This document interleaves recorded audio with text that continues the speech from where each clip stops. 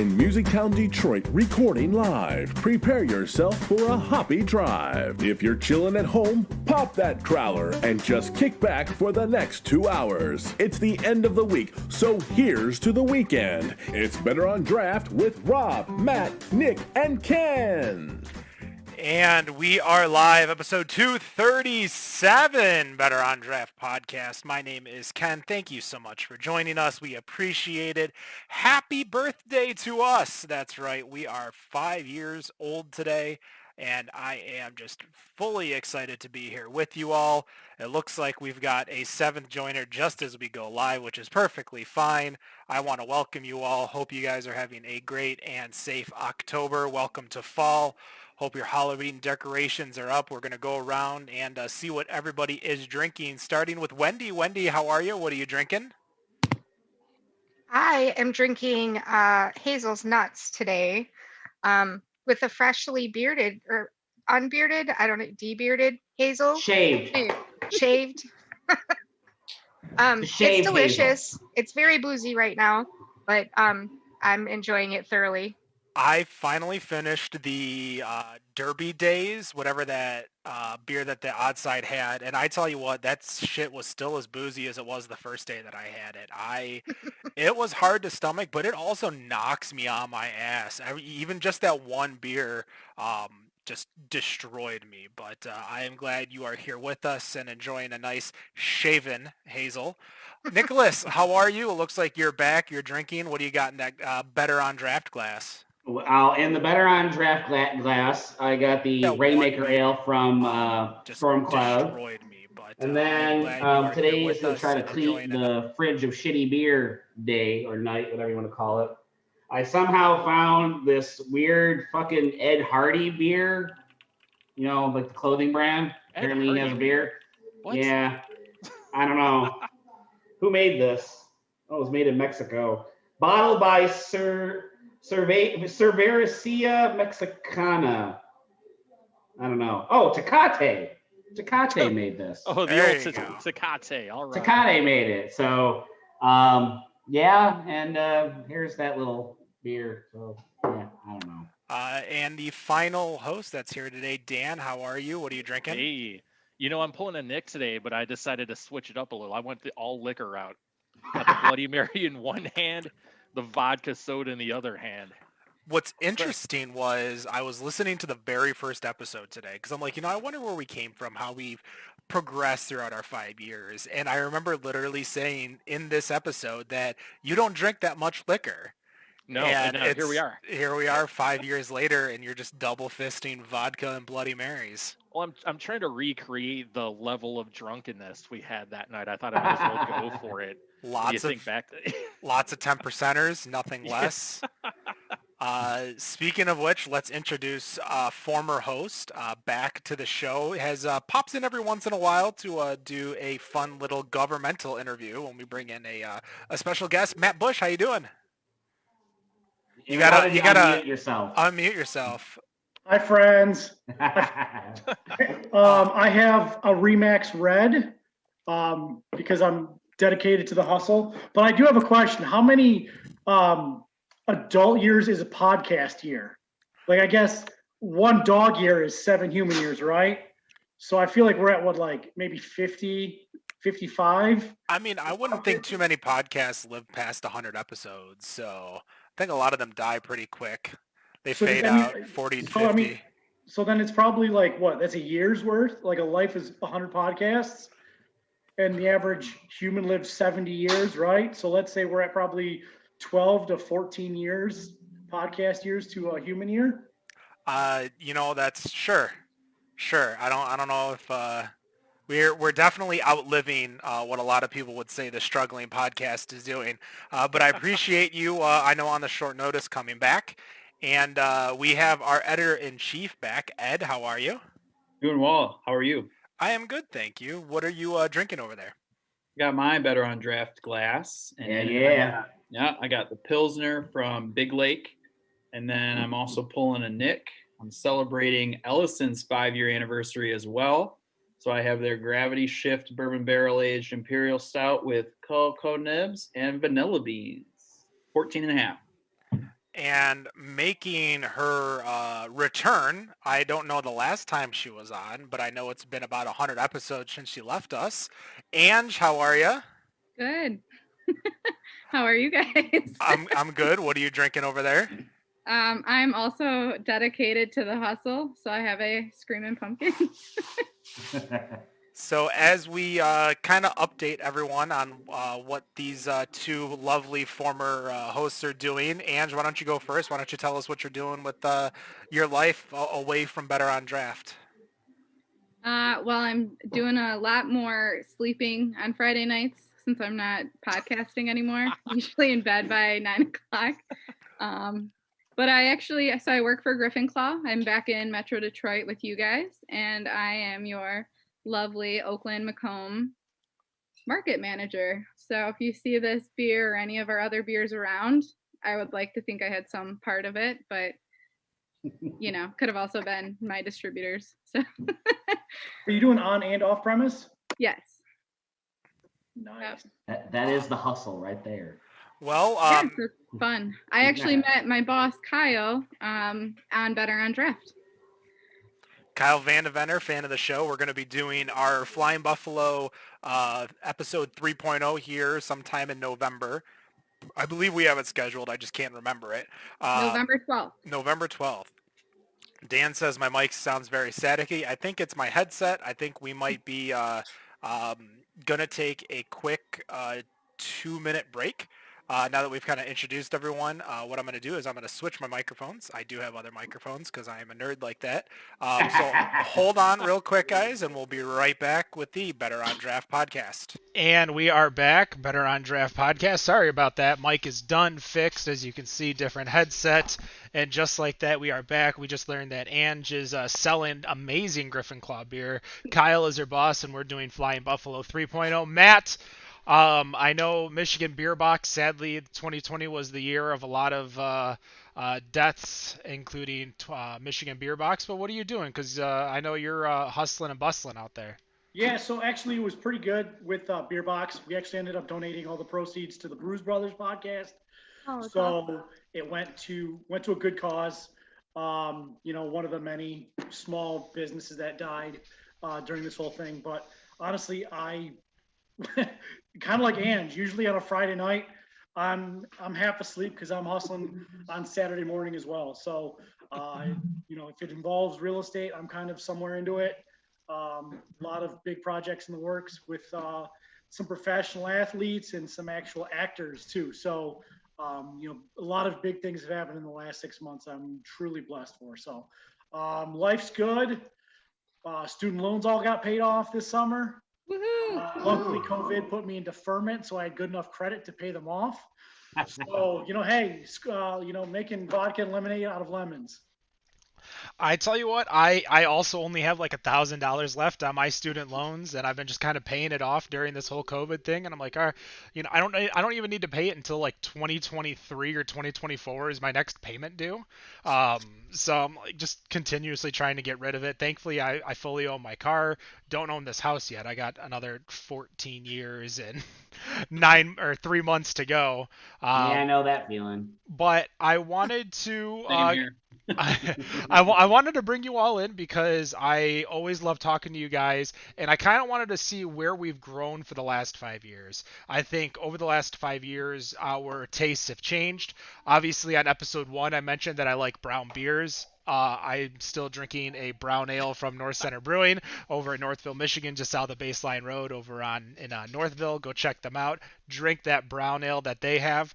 And I was actually talking about their brown ale on that first episode. Over the past 5 years, though, what has been one of your favorite beers to have come out? Whether it's a beer that you just finally learned about, or what is it that has come out that you just, it could be an old beer that you never had before or a new beer. Nick? Well, and just wearing their logo, and you've already hit it once, and that was Flying Buffalo. Rob's not here to talk about it, but I believe he was the first one that introduced it to me with the regular variant as well as the Great Lakes coffee variant so many episodes ago. Flying Buffalo is basically my KBS, my Bourbon County. That's my one that I will, if I can get it all of them, that's what I go for. And if it wasn't for Rob coming into that episode and bringing those two big bombers onto the show that one night, I probably would never have guessed to even go for it. With Flying Buffalo and how you mentioned KBS, we look at all these beers now. Back 5 years ago, we were talking about KBS and CBS being these well sought out beers that are so hard to get. And now, like, I just went to Nick's over in Ypsilanti and they were just on the shelf, like collecting dust. Like, all right, whatever. I know KBS is year round, but there's still CBS there. I remember talking about going to a bar in Ferndale that week and getting a 5-ounce pour for like $10. Now Ken is not too happy about those economical decisions, but back then that was a big deal because, again, you couldn't get CBS anywhere. It hadn't been made for a little bit. What about you, Ange? What has your taste changed? What have you found that you've liked over the last 5 years? Oh man, I was dreading you coming to me because this whole time I was thinking, like, what am I gonna say? I will say, actually, when I left and I was working for Shorts for a bit, I ended up drinking a lot of Locals Light, and I never liked lagers before then. And now I love them, and I find myself kind of gravitating towards a lot of lighter beers. And I feel like the same thing with seltzers. But my all-time favorite will always be a New Glarus fruit beer. Was this supposed to be a Michigan beer? No, not at all. I hope Any not. beer. There's something about it. I just, every single time anyone mentions it, or there's a chance I can get it, I have to have it. Awesome. Yeah, I think we've learned over the last year and a half, the whole seltzer craze, as both myself and Matt have been really, really big on. But that lager, pilsner, light, crispy beer, I think we were recognizing that it was going to be a huge play. And I think we would have saw a lot more of it this year if it wasn't for COVID. But I also think the seltzer craze just kind of exploded over everyone. I want to go to Dan next, though, because Dan, you're out in Arizona. You've been out there for a few years. I'm curious if it's a Michigan beer or maybe a beer out there since you've left Michigan that's kind of opened your eyes to more beers. No, I've become such a barrel-aged snob now. It's literally all I drink if I'm not drinking a Bloody Mary. I can't tolerate too many yellow beers. I'll drink a brown once in a while, but the beer I would definitely, my go-to beer would be a Red Eye November from Bottle Logic. It's kind of like a Flying Buffalo, but man, Bottle Logic puts together barrel-aged beer better than anyone on this planet. I haven't found anything that matches up to them up till now. And I think that backs up with the craze people go through of finding their beer around the world, or trying to find their beer. Is that available in Arizona, or do you have someone out in California that gets it for you? No, it's available here. It's available pretty much on the West Coast, the Southwest, a few other states. It's out east where it's harder to get. I had no idea that they expanded so much. I remember that, that brewery being something that I think it's like a vanilla one that everyone would go crazy for. Fundamental observation. Maybe I'll crack one. I got one in the fridge right now. It just came out about a month ago. Maybe I'll crack that after the break. But yeah, that's the one everyone usually chases. There's the one they did with Toppling Goliath I got in the kitchen too. People are losing their shit over trying to spending $200 to $300 for I think it's like a 22-ounce bottle. So people, whatever they do, it's something no one else seems to be able to do.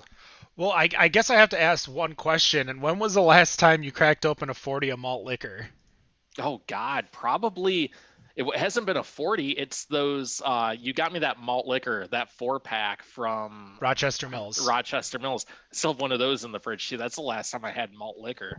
What did you ever have DKML? I did. Rob made us drink that a couple of years ago at the summer festival when Ken told us not to drink 10% beer. And we proceeded to drink it all day, and then Rob showing up with that at the end of the day. Well, we kind of glanced over to Matt about the seltzers thing. Is that going to be your pick for the last 5 years, or? Actually, no. Do you remember my first episode what I brought? I remember. Was the first episode where you were arguing with the Red Wings guy? I think that was, but the first episode I brought were samples of Henry's hard orange soda I remember and that. Henry's ginger lime soda. Yeah. So it's Yeah. crazy how we went from those lights to the seltzers. But honestly, like I started drinking, as Rob would call it, the country time ales and the woodchucks and the bush lattes. So my transformation has Wait, been can you explain Bush Latte to me? Because I don't get it. it's just Bush Light, but it's seasonal because all the basic people drink the pumpkin spice lattes. So it's just to be in tune with the season. Is it flavored? No, it's just they just change it from Bush Light to Bush Latte. Yeah, it's Oh, just Bush okay. Latte. Oh, it It's is a real fresh. thing. Jeez. Okay. No, it's still Bush. It's Bush Light. It's the same thing. It's like how they put them in like they now call the Bush Light cases bushels. I mean, it's still 30 beers. It's just that's just Does the it marketing. say latte on it? Yeah, it does. Yep. Oh, okay. That's all I wanted to know. Because Fancy latte. I've been very curious about this, but I've never asked anybody. So actually, there's two beers that have transformed me to the way of the dark side. Number one was the Jake's porter from Paw Brewing, Paw that Paw, espresso that we had at Hockeytown, Yes. which was blow your mind, amazing. Like when I initially started reading about beer, like when I was 18, flying to Germany, that's when I thought of a light, malty roasted beer, and they had the espresso and the coffee with it, and that shit was blow my mind. I've got to try more dark beers now. But number two is the Stencil Stout program at River Rouge. I don't know what Eddie does if he puts crack in his stouts, but his straight stout is amazing. His peanut butter stout is even better. He's got the Heaven Hill barrels that they go into now. He puts graham crack. Like his line of just Stencil stouts are phenomenal, and they're borderline Griffin Claw, I would say. I love the mole that you guys do, the voodoo that you do. But if you just want a simple, nice local beer, River Rouge, that Stencil stout is tits. Well, we have a editor who's been reviewing beers for a while for us. He also reads a lot of our reviews from our other writers. Ed, what about you? What's your your change over the last 5 years that's really just changed you and what you've wanted to drink? So I came on as an IPA fan, like Two Hearted, go-to, love the IPA, love the hops, all that stuff. And I would say the New England IPA has been my favorite and my the one I've enjoyed seeing develop throughout the course of the past 5 years. Have you ever heard of M43? I think so. I really like their strawberry one. That one's really good. But yeah, just the adding of the fruit, and trying to make them as hazy boys as possible. Those are the ones I've enjoyed seeing transform in the last 5 years. And I think Eastern Market gives Old Nation competition. So. And finally going over to Wendy, because I know prior to even Better on Draft, Wendy, you've been going to breweries all the time and trying to hit every single one. So I know you get a chance to try a lot more exotic beers than we do outside of the Metro Detroit area or whatever gets distroed here. What's been the beer that's really like changed your flavor, your profile, what you look for? Well, it's kind of funny because the very first show I did with you guys when I came on with the Divas, I had just come back from a trip to Boston. And I had been kind of on this mission to find out why I didn't like IPAs. And so I tried a million IPAs when I was there. And everywhere I went, they would show me what hops were. They had these recipe books that they would show me what hops were in their beers. So it kind of set me on this journey over the last few years where I'm trying different beers. And I've really learned to develop a strong appreciation for a lot of different IPAs. I definitely think the New England IPA changed my perspective. I call it it's the IPA for the hop timid, like I am. So, because it gives you that happiness, but without the punch you in the face feeling.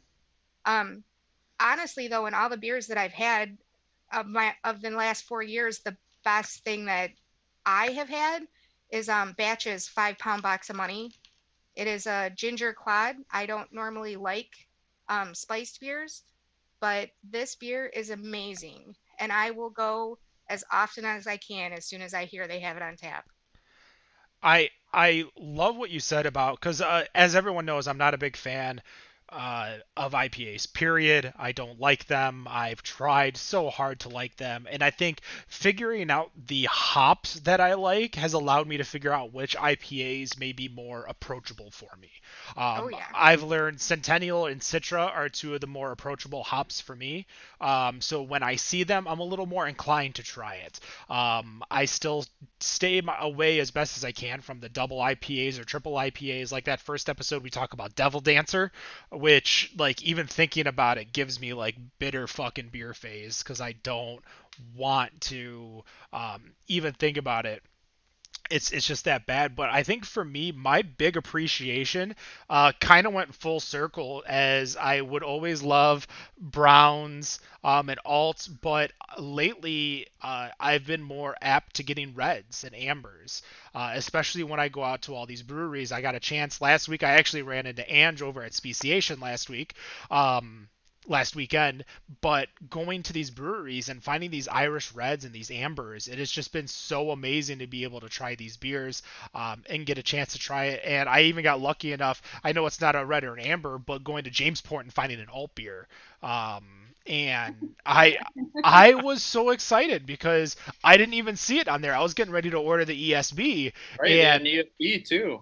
yeah, they had a lot of great, and that alt beer was true to style, perfect. If I still didn't have like my back issues and we walked, I probably would have drank a little bit more. But that was also the sixth brewery of that day, and I went to like 14 or 12 or 14 that weekend. So yeah, it was definitely great. I did get a chance, speaking of Reds, to Reed City.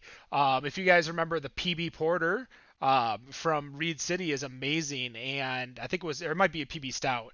But I got a chance to try their reds, and just I think I've refound what I loved about beer and what got me into craft beer, which was Killian's, moving into it. But what about the last 5 years for breweries? Is there a brewery that you guys that is open within the last 5 or so years that you think have really changed the game a lot? Like for me, I would go with the easy toss up, which is Drafting Table.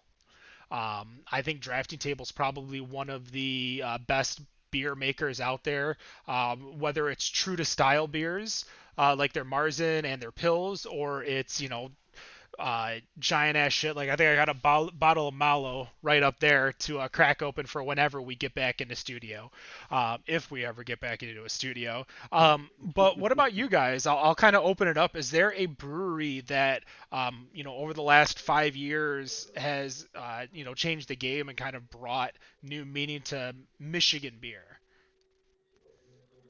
I think it's more of like the style of brewery. I like the brewery that isn't in it to distribute. I still like the corner pub feel of a brewery. So, I know I've got like 4 breweries within 2 miles of my house, but there's always a special place for a place like Jamex to where I'm just going to go. I'm going to get beer on a 2-barrel system. It's going to be in and out in a month, and then it's going to be something completely new. And it's solid quality beer. I mean, Ed came and stayed with me for a night, and we hit all the breweries here in the shores, and we kind of did a little bit of everything. I still like the nostalgia of 5 years ago, where breweries weren't opening up to distribute. They were opening up just to crank out beer, to make a living, to do something different, to support the community. That's still the kind of beer scene that I love. Like, I think Baffin is kind of a cornerstone here in the St. Clair Shores community. And now that we have, Dragon Mead's offshoot and this new place called the Copper Hop, which are all great liquid. And I mean, again, within 2 miles, it's completely changed the southeast part of Macomb. But I just really miss the scene of the small tap house. Not that, Drafting Table's not doing it right, but I'd rather sit in North Center where it's small. I'm going to meet my neighbors, and it feels like more of a homey atmosphere that's what craft beer started to me for. And that's kind of, when I was first drinking craft beer, was just Kunin, and that's all it was. And you could only get Kunin at Kunin, and there was nothing else. I kind of miss those days of not seeing, the 25 local craft beers at my local beer store. But that's also because I'm a jaded former beer rep. Well, what about you, Ed? You're a little more in Middle Michigan. What about you? I agree with Matt. I think the small town places are good, but I'm kind of in a craft beer desert, I guess you could say. We don't have a bottle shop where you can buy singles. The breweries are we don't have 4 within 2 miles. You kind of got to travel to go to places and stuff like that. So I enjoy traveling to the Grand Rapids area if I'm looking for a hotbed of places, or Detroit, because I think those are the 2 places that have really kind of pushed the envelope and kind of got us. I think they're different in the way Metro Detroit and Grand Rapids are with their craft beer. They're pushing it, pushing us in different directions. But at the same time, I enjoy going to both. So What sucks about Detroit is that it's into little segmented pockets. So you've got, Midtown, which you got Jolly Pumpkin, Traffic Jam, and Motor City. You got Corktown, which is Batch and Brew Detroit. You got Eastern Market, which is Lager House number 5, Eastern Market, and Faison. Did it ever open? Did Lager House even open? I believe it Yes. did, yes. Oh. Yep. My sister brought me a beer from him the other day. But going across the country, Dan, what about you? What has the change been for you? What are you seeing out there in Arizona that you were seeing or not seeing in Michigan for the first 2 years? Well, I kind of agree with Matt. I love, and we have a ton of them here, the smaller breweries that aren't out there trying to do all this distro, just the small corner breweries. Like I've got 3, used to have 4. I have 3 within less than a mile and a half here. But what I think I've really grown to like outside of breweries are going to tap rooms that have all the different breweries, because, it's fun to go to a brewery, but if they only have 1 or 2 beers you like, it kind of gets boring, kind of gets old quick. So I've really gravitated towards going somewhere where I can get something from 80 different places, right, versus just what these one guys have in their 8 beers that they have on tap, and hope they have something I like. Do you have a lot of pourhouses out there, or just? Yeah, in fact, there's an 86 tap one about a half mile from me, and then a 64 or 65 tap about a half mile the other direction right here downtown. So there's quite a few, with a third one opening within the next couple of days. Dan, is that one conglomerate doing that, or is that like their own? Because we have Hopcat around here. Mm-hmm. So how B-Dubs does that? What about B-Dubs? I'm sorry. B-Dubs does that too. They'll have, your 12 macros, and then they'll have another 20 lines of North Peak or Sheboygan, or distro craft beers from all over the state and a little bit through the country. Out here, yeah, you'll see them have 4 Peaks. You'll have them see some stuff out of Colorado as far as that. You are right on that. But as far as the tap houses, like you were asking, Ed, one of them near me it's just a local one where they have 3 locations. It's for their third one that opened. The other ones are all independent. Like the guy who has the 86 or 88, whatever he has, is just one guy who built it up from the ground up. Another one down the street, the same thing, that has 30 or 40. So there seems to be a lot of those around here. In fact, we're getting more and more of the, pour your own tap houses too opening up around us. So it seems like a lot of people are more gravitating towards those, maybe because of COVID, and a lot of breweries aren't allowing people in at the moment, but these seem to be the places people are going out here. Well, I think who cracked the code, I'll go back to you in a second, Matt, who cracked the code here in Metro Detroit is the fact that you can be both. You can be a brew pub and a tap house, like a Brown Iron brew house. That is true. Which segments me going to Ange over here, who used to work for Brown Iron. And, what about you? What is, the last 5 years, what do you see? What's a brewery that's really stood out, or, the kind of brewery that you want to go to? I feel like a brewery that stands out for me, for some reason, I always gravitate towards Urban Rest. I know that they're pretty plain Jane, but everything they do is very well done. And I feel like when I go there, I'm hanging out at my friend's house. And before that, when I was just, oh God, 10 years ago, when I was just turning 21 and I was hanging out at Sherwood for that same reason. You just go there and it feels comfortable. Maybe you run into somebody you're familiar with the beer. but yeah, just I really enjoy going to that place, and I like the idea of going there and knowing that's where I go to get their beer. I can't go get it on tap anywhere else, so it's kind of a very specific special trip. And what I learned from working at Brown Iron is, when you keep it in house, like it's super beneficial. You make your money in house. Obviously it's great to distribute and get your name out there, but there's also a lot to be said for the little, microbreweries or whatever that just, keep it home. Like keep it home and still make money, like still stay open, you know what I mean? With all the distribution options you have and with all the big conglomerates we were talking about, for those places to still be open, I think just speaks volumes to the craft beer drinker and to the regular Joe Schmo drinker of the day.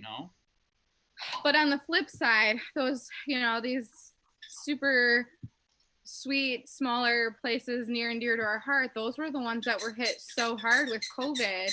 And there's all we can do is just try to support them and, buy the beer, maybe go sit on the patio if that's available. But it makes me still a tiny bit nervous with so much, to still go through. There's so many unknowns. Especially with winter coming up, as it gets colder and those patio spaces disappear, what's going to happen? I was going to ask, what are the plans out there? It's got to be getting pretty cold pretty quick here. It has, as far as Michigan goes. We've got a lot of butane lighter, those butane towers that like warm everything within 10 feet. A lot of places are considering igloos. The issue is if you basically have an igloo, it brings you back to an indoor space essentially. Yep. And those igloos are expensive to heat, and you can't disinfect them between every user. So a lot of breweries are just trying to figure out if they put up, some are talking big spaces, some are talking smaller spaces. A lot of the space that they're using that's outdoor has just been looked the other way by the municipality. A lot of places are using their parking lot and the city's just not dinging them because they know that's the only way they're surviving. So now it's, like you said, going into the season of how much longer can we look past this without it just being maybe either grandfathered in or a given. And you've got all these Karens who are obviously like, hey, I don't know, drinking in front of my child. So, I mean, it's kind of a delicate walk about how everything is going to work. So I think it's going to be a super thinning of the herd. I think you're going to see places that are open, either pop-up style or, 2-3 days a week to keep down the overhead as much as possible.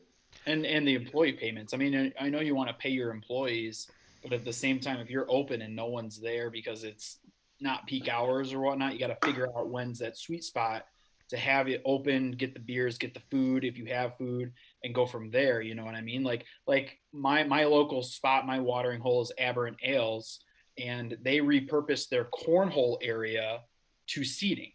That way they could accommodate people to sit over there. You can't play cornhole anymore, touch germs, all that stuff. But just, just to repurpose that and have that availability. But, other smaller places like Draft Horse and Lyon Township, they put up a tent in like the property that they own on the side in order to try to double their capacity to bring it back to what it was. So I was at Sherwood last week to, shout out to Ange. My neck of the woods. Oh yeah, they were putting a tent at the boulevard at the corner of Hayes. Like they're in a little strip mall, and they were stripping, or they were not stripping, but they were putting little vents around the boulevard so they could, either have an Oktoberfest or just have people out there. So,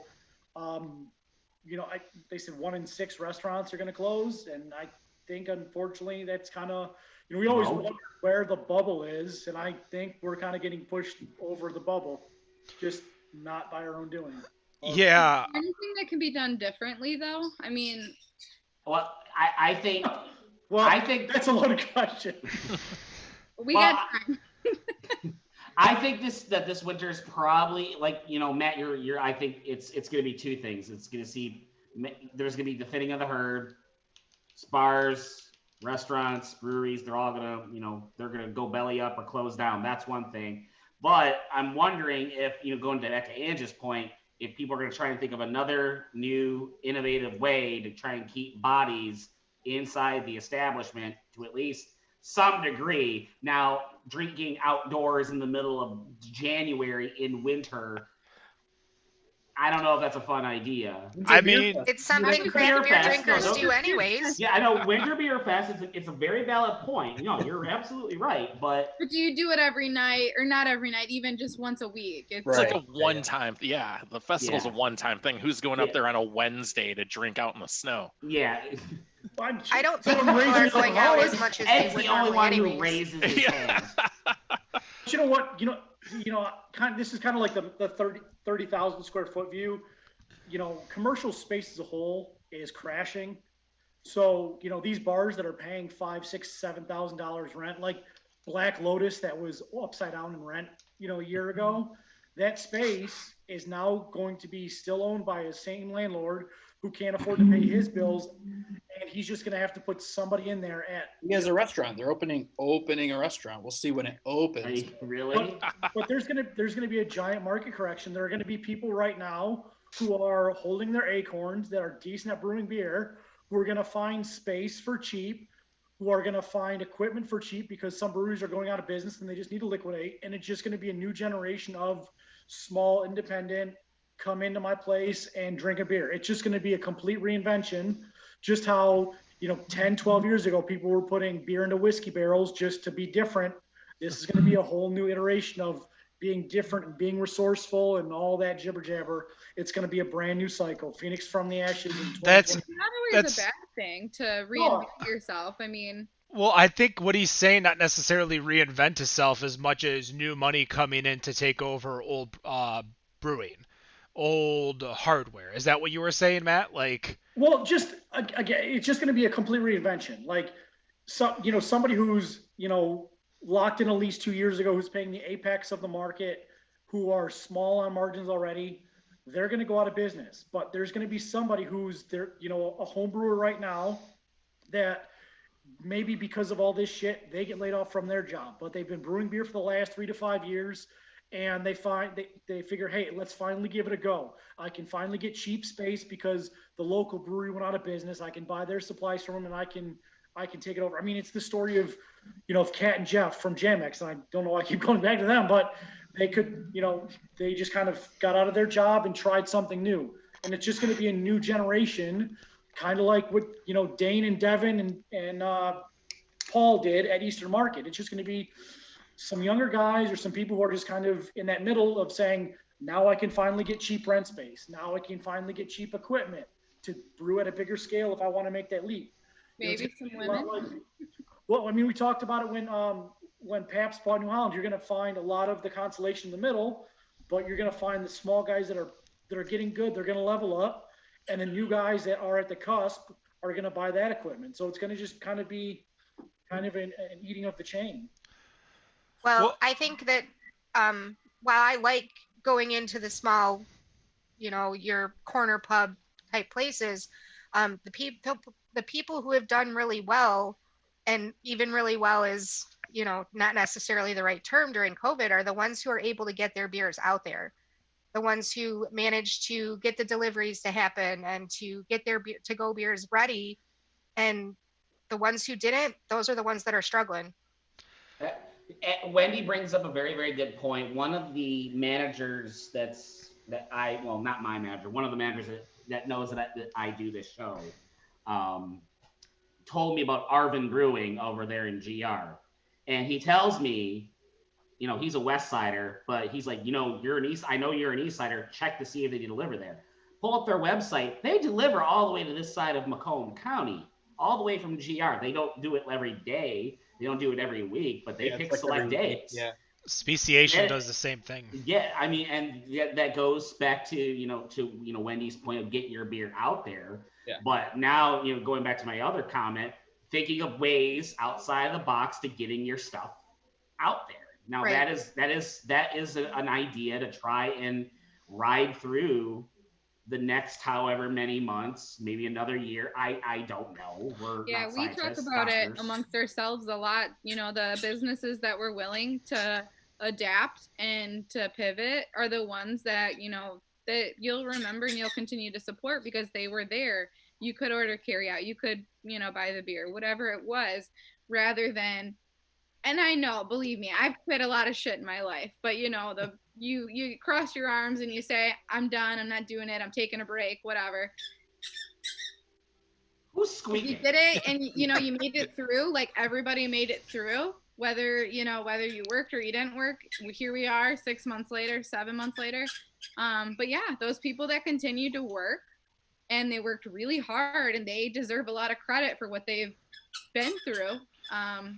But those are the people that are still doing well and are still gonna, they're having good quarters in spite of being 50% or can shortage, whatever it may be.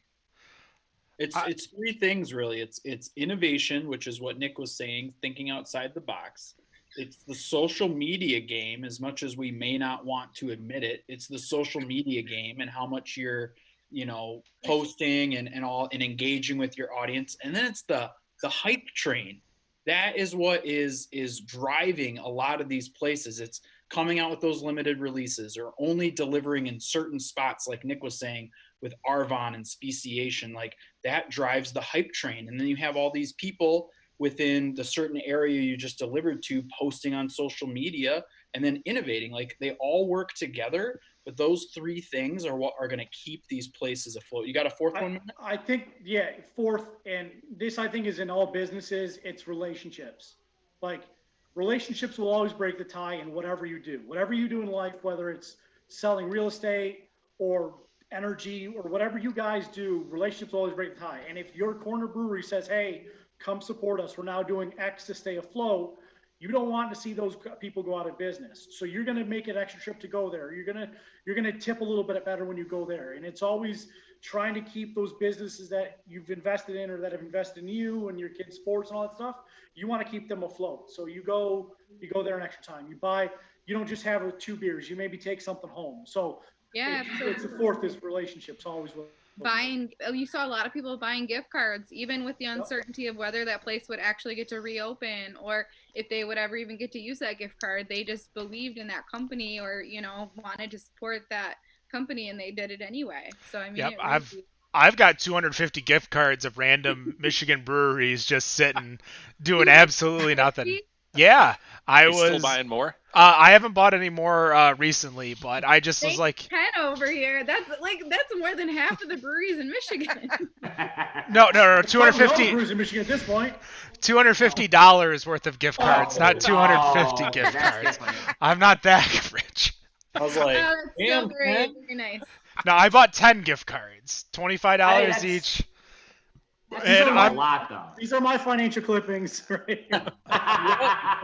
But I was like, I'm just going to buy them, but I'm going to sit on them. I'm not going to do anything with them because the whole point is to not use them, because if you use them, then it's kind of, it defeats the purpose of the gift card. The gift card's giving the restaurant, the brewery, the people liquidity. I think one of the big things that we need within the industry, and I think you have over on the west side a huge proponent of it, and while I might not be my ideologies might not match up with her, and a lot of other things, she, and this is Pauline Wenzel over on the west side, she is focused a lot on breweries and doing the best for the little guys and what they can do. And with the state of Michigan, we're seeing a lot of laws, and we have a lot more laws, rules, regulations, updates to the MLCC code that we need.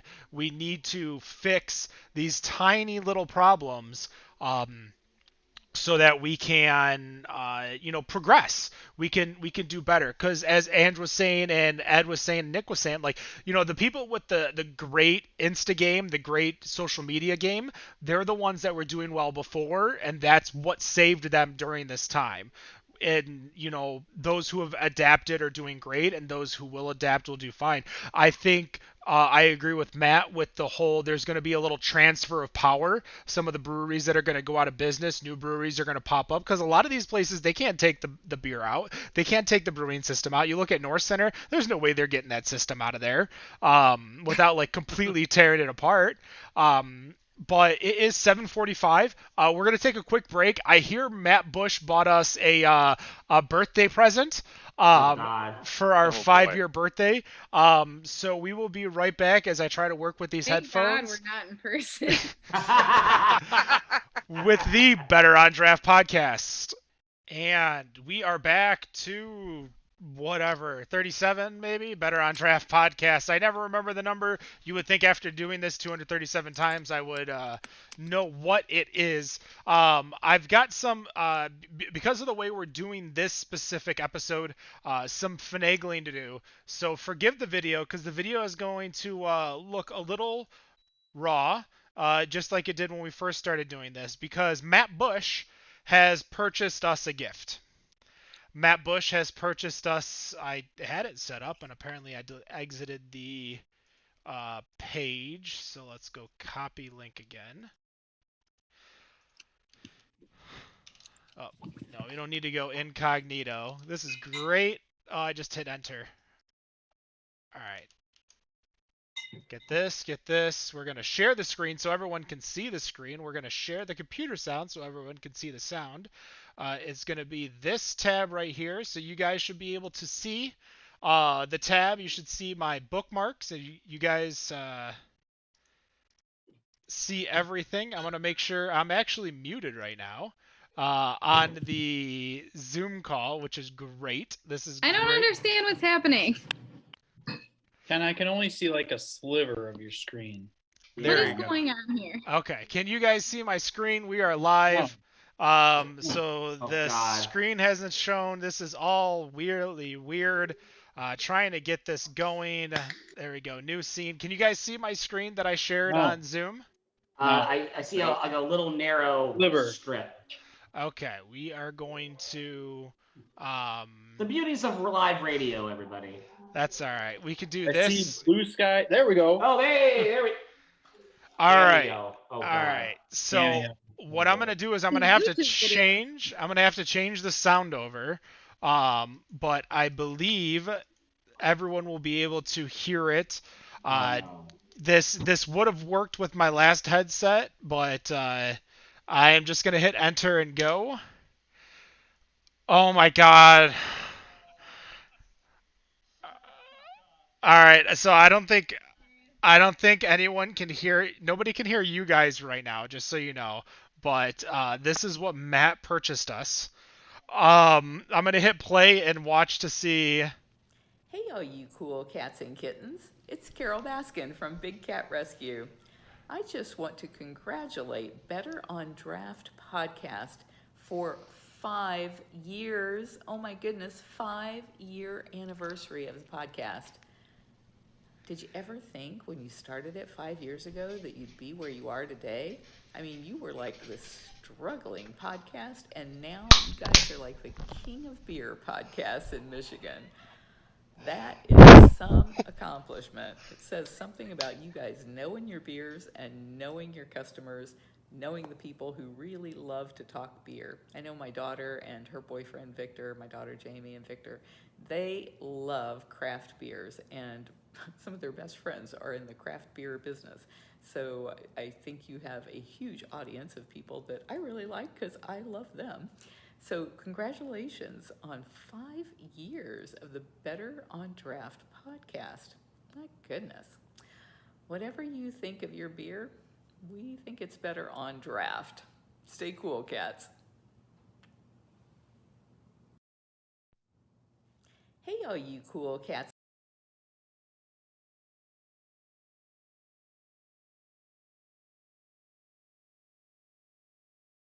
I had to mute my microphone because I was laughing too loud. I got to get you guys back in here. Somebody chat real quick. Say hi. Hey. There we go. All right, we're good. Oh my God. Matthew fucking, like, how much information? Because first, like, the struggling podcast, finishing with our catchphrase. I mean, how did you get season 29 Dancing with the Stars, Carol Baskin? Carol Baskin. That bitch Carol Baskin. Well, I've never done a cameo before, and it only gives you like 140 characters. So I can only pick a couple of things. So I went with struggling podcast, and I went with the sign-off phrase. So Are you allowed to tell us how much you paid for that? I mean, you can You can go on we there can and look. look You at go on their website. You and could have tell got us. Joey Belladonna or someone. He's like $40. No, I man, can't believe Carol he... Baskin, like, good for you, Matt Bush. Carol Holy Baskin was, shit. it just seemed so like awkward. Like even during the whole thing, like watching it was kind of cringy. And then she would pop up with something like that I told her to say. So it's got the right amount of cringe. I mean, she is the definition of 2020. Like, if we're gonna Yeah. talk 2020, Carol Baskin is 2020. So I think you should post that on the Better on Draft Facebook Oh my because you have the cameo link now. Oh my gosh. So that bitch Carol I Baskin. can't believe you did So happy that. birthday, Better on Draft. Wow. That was magical. I was not expecting that at all. I was Me- expecting I'm gonna be honest, I was kind of expecting Daryl from Letterkenny to wish us a super soft birthday. But yeah, that was Come on, it's Matt Bush. You gotta like expect a little bit more. Like, Yeah. creative. yeah, that existed and I'm still mind blown about it. That was just fucking hysterical. So we kind of went over what's changed the last 5 years, what's kind of got you guys motivated within the craft beer industry, like what beer is going on. Is there like what would you tell yourself 5 years ago that the changes of the beer industry, like what to expect? Because I remember 5 years ago we were talking about the bubble, and I think without the market crash, I don't think we would hit the bubble the way we are, as Matt kind of said earlier. But what do you think, like, you know, the last 5 years has produced? Because I think for me personally, and we'll go over and see what everyone's drinking for segment 2. For me personally, though, I think the competition has created some of the best beer, but I think it has created some of the best collaboration. I think craft breweries are, while in competition, not competing hard against each other anymore. I think they're really, really doing their best to help each other out. We've seen it with the Sierra Nevada for the forest fires, Black is Beautiful with Weathered Souls. I think one of the big things we've seen in changes is, again, just that the collaboration and less on the competition. But I want to kind of bring in Matt and Ange here on this one because Matt was working, for Powers for a bit. Ange is working for Griffin Claw. Matt, when you worked for Powers, like, what was the culture like for? I mean, you worked, so it's not like it's there anymore. You're not beholden to anything, I don't think. What was the culture of selling against, not necessarily Fabiano Brothers, but selling against whatever Fabiano's holding? I think it's Petiprin here in Macomb. Okay. Least, and then Oakland, I think, is Fabiano. I just named. Yeah, no, you're good. No, so the whole idea was the Bud brand only had really New Belgium was their flagship national brand, and we had Sam Adams. So the rule was wherever there's a New Belgium stack, there has to be a Sam Adams stack. So whatever they do, we have to do. So then we got to the point towards the end of my career is they figured that Powers has 40% of the craft beer SKUs in the market. So that means they have to have 40% of the craft beer SKUs in every store, which doesn't make sense. So that's kind of why I was jaded. I mean, one of the countless reasons why. I mean, my party, like the party stores that I serviced were on 8 Mile, and I had to have like 6 facings of Griffin Claw. Like, it didn't make sense to put a $3 16-ounce beer that nobody's going to drink and cut a Milwaukee's Best Ice 24-pack that's going to, sell 20 cases a week. So it was, I think the distributors really kill what craft beer is. And that's kind of why I'm more I always will levy towards the guys that don't distribute, because they don't have that check when they drop off the beer. It's just a more wholesome experience when you're buying directly from the guy who's, kids, they're coloring the brewery wall, and they're doing the decorating, and they're, it's a family affair, the mother-in-law. Yeah. Like, it's not that, somebody who distributes is any less of a brewer, probably more so actually, because they have, the additional contracts that suffice them. But the 3-tier system is about as bad for the state of Michigan as the electoral college is politically. It needs to be overhauled. Like, we need to figure out a better system for breweries to get their beer out as a whole. And the biggest issue we have in the state of Michigan is our 10-cent deposit. That's the whole point of the 3-tier system, is for that middle tier, the wholesalers, to collect that 10 cents and move it on to the state. If it weren't for that, we wouldn't need the 3-tier system, and everybody could sell to everybody. So really speaking of that 10 cents in the issue with trying to recycle, I was really hoping that would be something that would be exposed during COVID that's broken, and just, and recycling in general is kind of, that's a whole nother story, but just kind of like getting away from that and how difficult it's been trying to manage having empties everywhere in your house, wanting to do the right thing, and you also paid for it technically, but what a disaster that's been throughout all of this as well. Well, before I continue, my biggest thing with the 10-cent issue is that you have to go to either the place that you purchased the beer to return it, especially if it's a not standard beer. So, and when I say not standard, like, let's bring up Pigeon Hill's oatmeal cream pie stout or whatever. Okay. Like, I can't take OCP necessarily to a Kroger if the Kroger doesn't carry Pigeon Hill. And so another thing, to that point, if you buy a Meyer brand seltzer, like not even a hard seltzer, or a sparkling something from Kroger, you can't take it to the other. Yep. So there needs to just be a standardized 10 cents in, 10 cents out. But to be honest, Michigan has like a 97% recycle rate. So that's probably best, especially since we're surrounded by lakes and we're supposed to be a green state, I suppose. But there's got to be a way that I think there needs to be more M4s, more oaths, more places that we can count on. Like, if you want to buy Miller Lite, you can buy Miller Lite from anybody. And it makes sense that a Griffin Claw in their infancy signed on with a Miller Lite house, because they're going to get, placement where anywhere a Miller is. Because honestly, when I sold for Miller, the people that I sold against for Bud or Coors were fucking clueless. They called on the account half the amount of times. They had half the relationship. We did twice the amount of work as far as merchandising, building POS in and out of the store, just providing service to where, if there was a handle available, we would get it on premise. If there was a reset off premise, we would get the opportunity.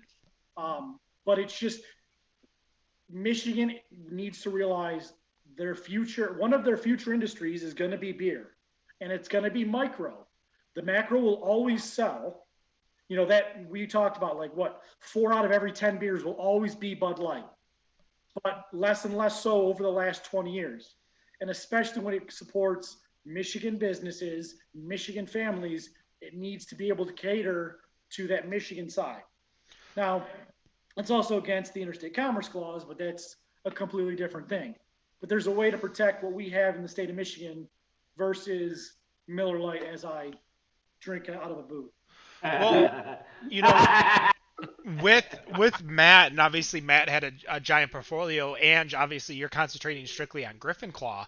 And you can't even sell beer. Like, you're going in to just show what the beer is, and then they have to go to a whoever the third party is, Yeah.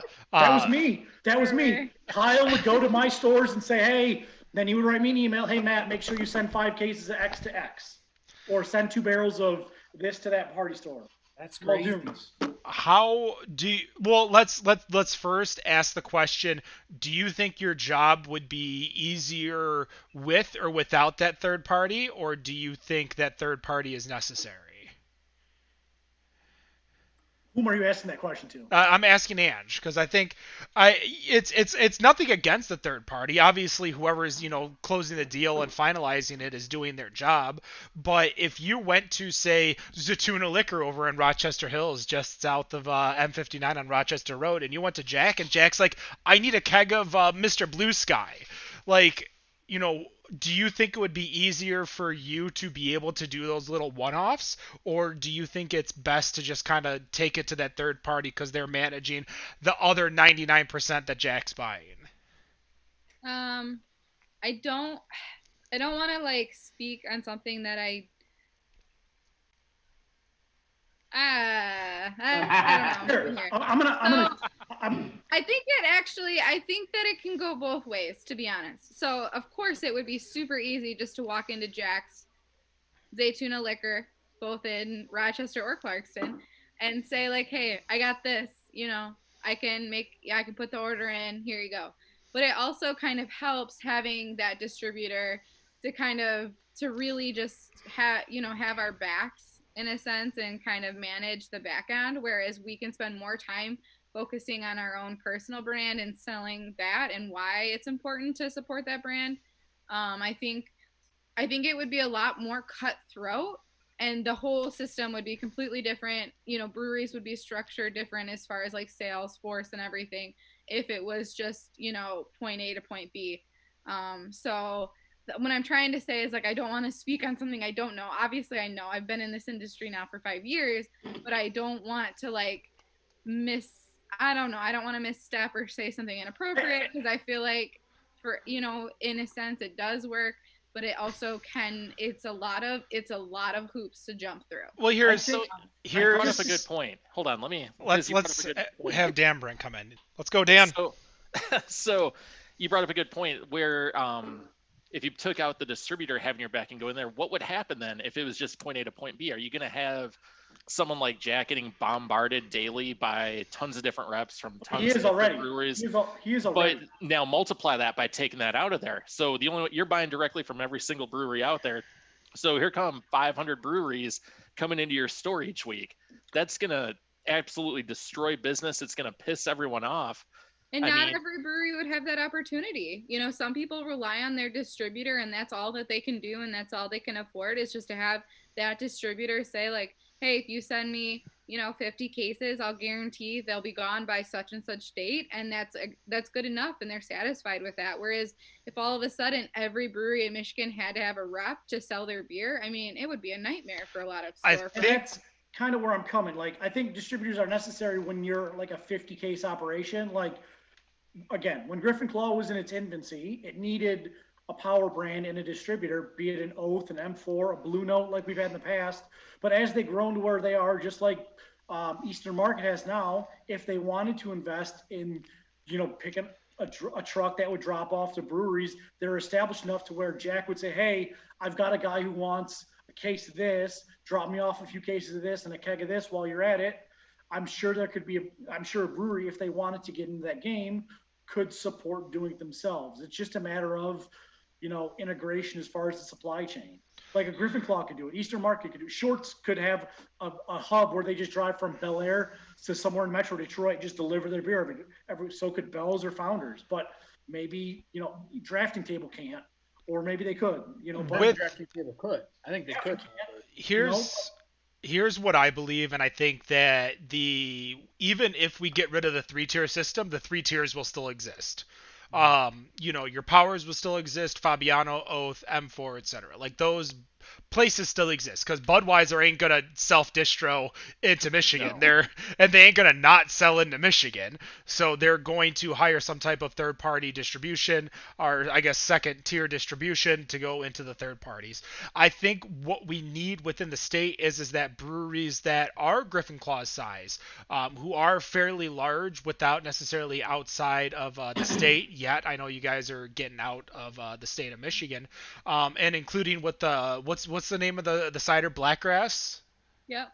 With Blackgrass coming in too, I think having the ability, like I would love if I was a salesperson like you, Ange, going into Zaytuna, I would love to just be able to turn around because BFD is right around the corner and I know they have a keg of Blue Sky and go grab that keg of Blue Sky because Jack needs to sell it to some person who needs it for a birthday party upcoming.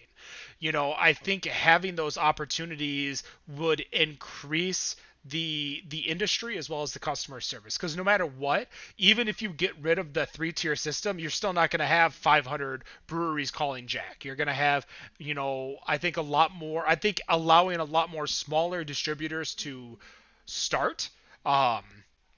Your as Matt said, M4, your Oath. I think you'll see a lot more of those for localized or even working in unison. Whereas M4 could handle say Ann Arbor and maybe they collaborate with someone in Grand Rapids, and now you have M4 on the East Coast, whatever in the West Coast, and you can literally ship beer to each other. And that's why I think the changing of laws needs to happen within the state of Michigan, so that you don't have where Barrel and Beam feels like they need to do self-distro because it's going to save them money as opposed to sign on to. I know they already did sign on to. I was going to say they were for the longest time. They were self-distro when we had them on almost a year ago on one of the Fall Beer Fest episodes. But that could be another thing, is to not require you to sign your life away. Well, that's what killed Liberty Street.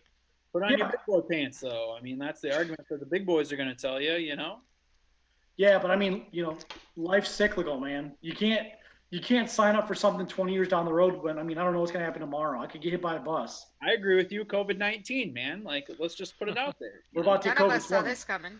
Well, I think COVID-19 had shown a lot of the issues within the industry as a whole. The brewery industry, the alcohol industry, the restaurant industry. I think it's shown a lot to where we need representation to change things. I mean, Dan, I don't know much about Arizona. Are there laws that are changing, adaptions, anything like that going on out there? Do you just not know? Our laws are a bit looser out here as far as that goes, but we still have a 3-tier system too, just like you guys do. And I couldn't even imagine.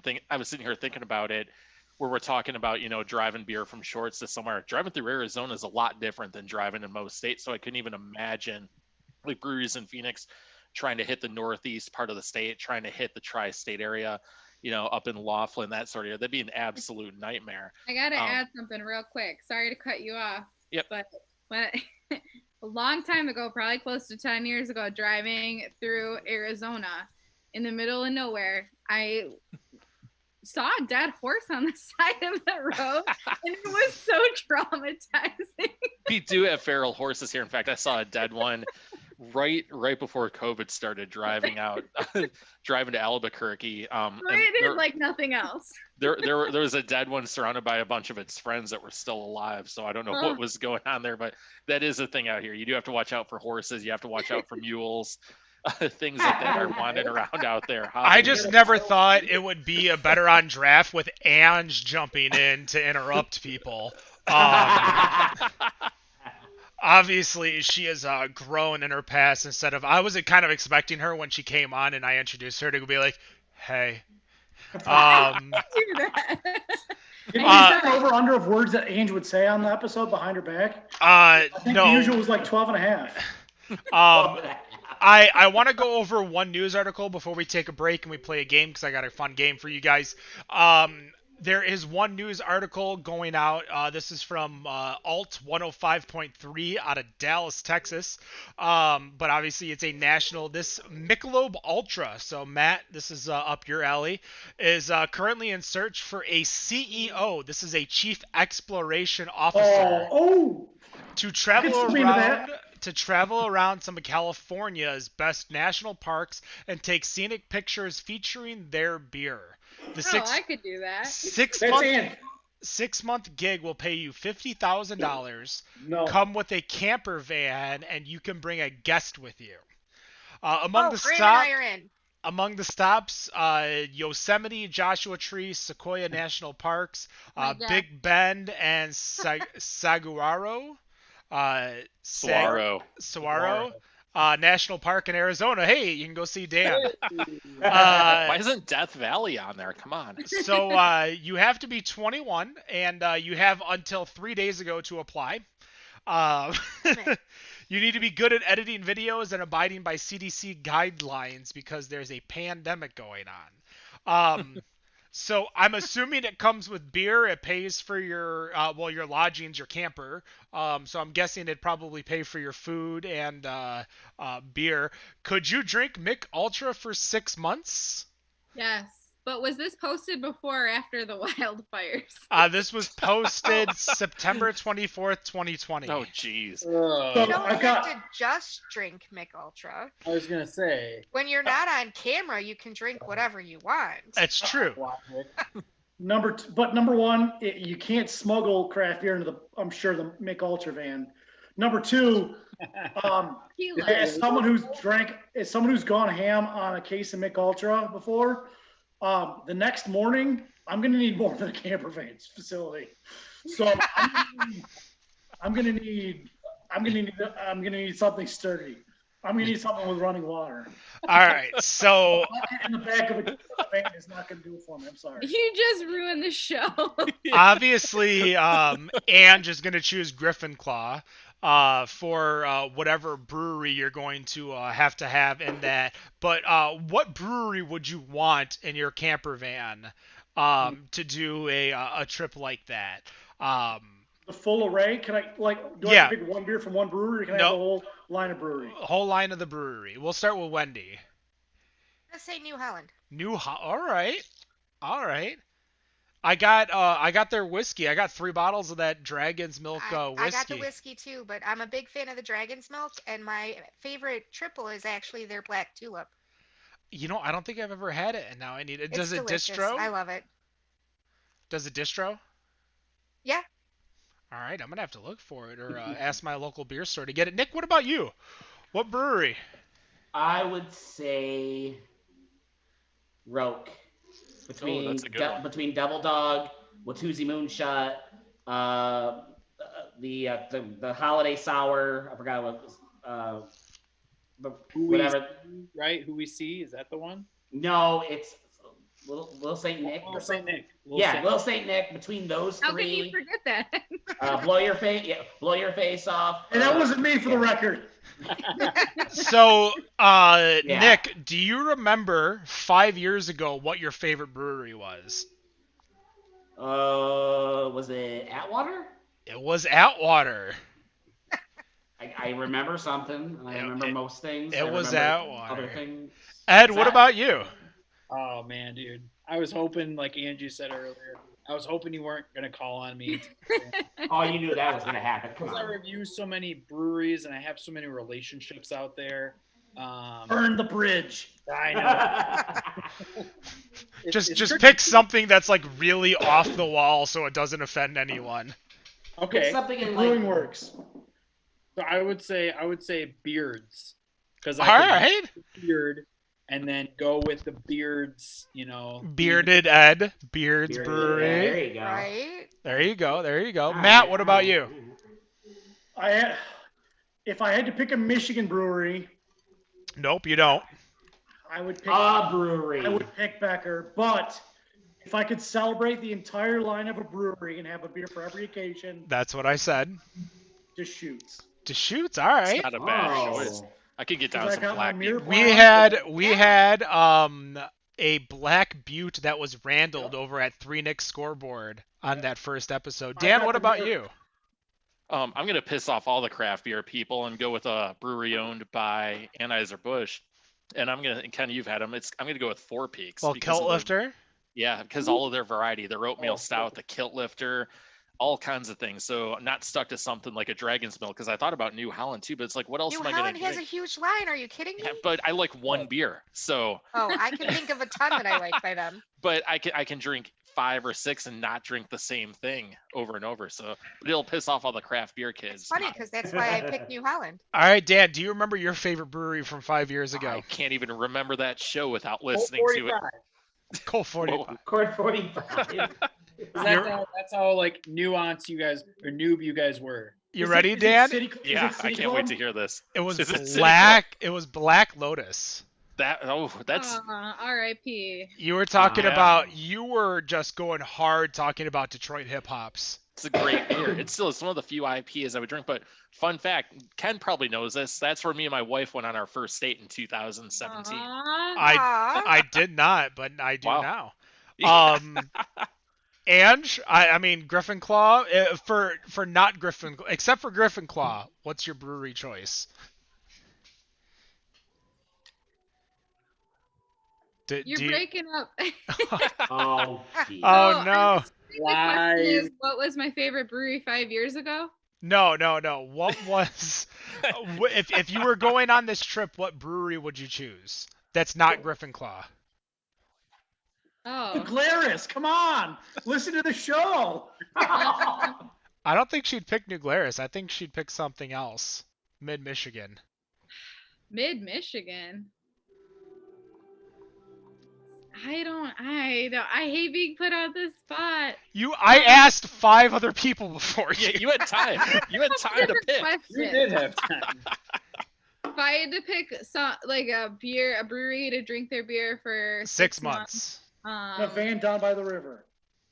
Since I was going out to California, I'd probably pick Sierra Nevada, actually. All right. I was going to guess Old Nation in Mid Michigan, that M43 beer we talked about earlier.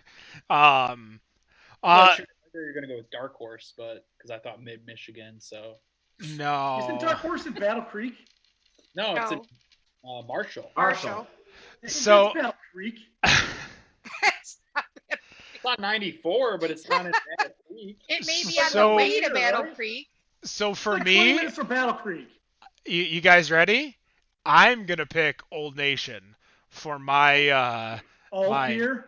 you got Detroit Dwarf, you got Sanders Bumpy Cake Stout, you got their Oktoberfest, their Marzens, their Pills. I gotta call a timeout. When was the last time they actually brewed that bumpy cake stout?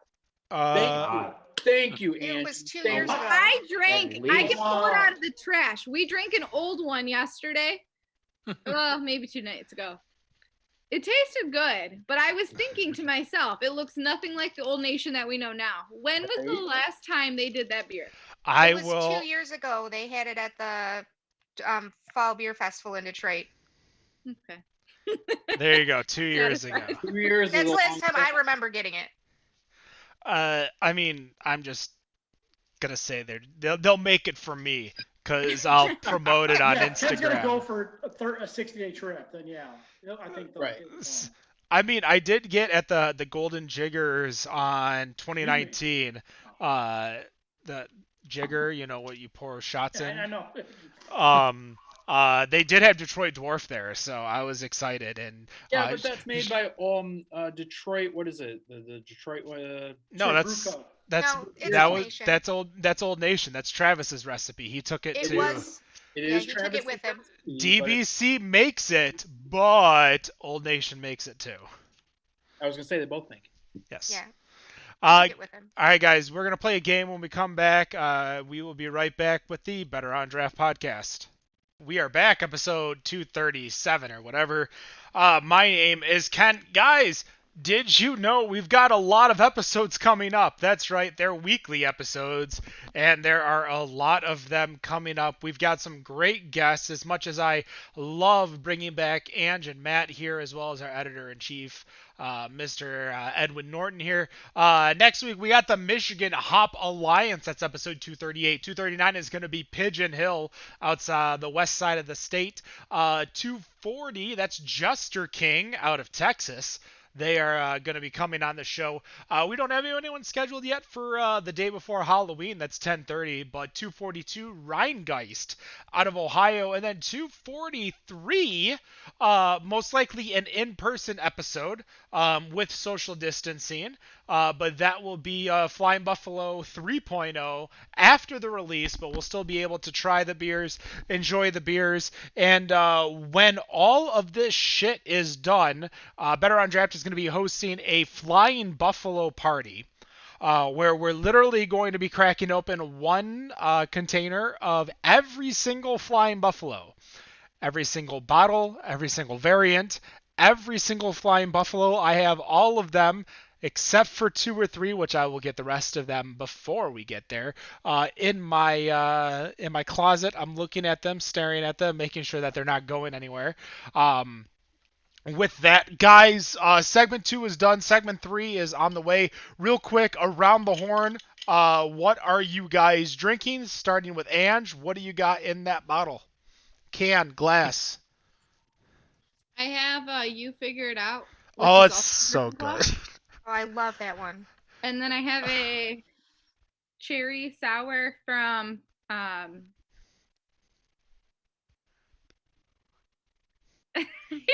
From where? That one place? Oh, the brewery.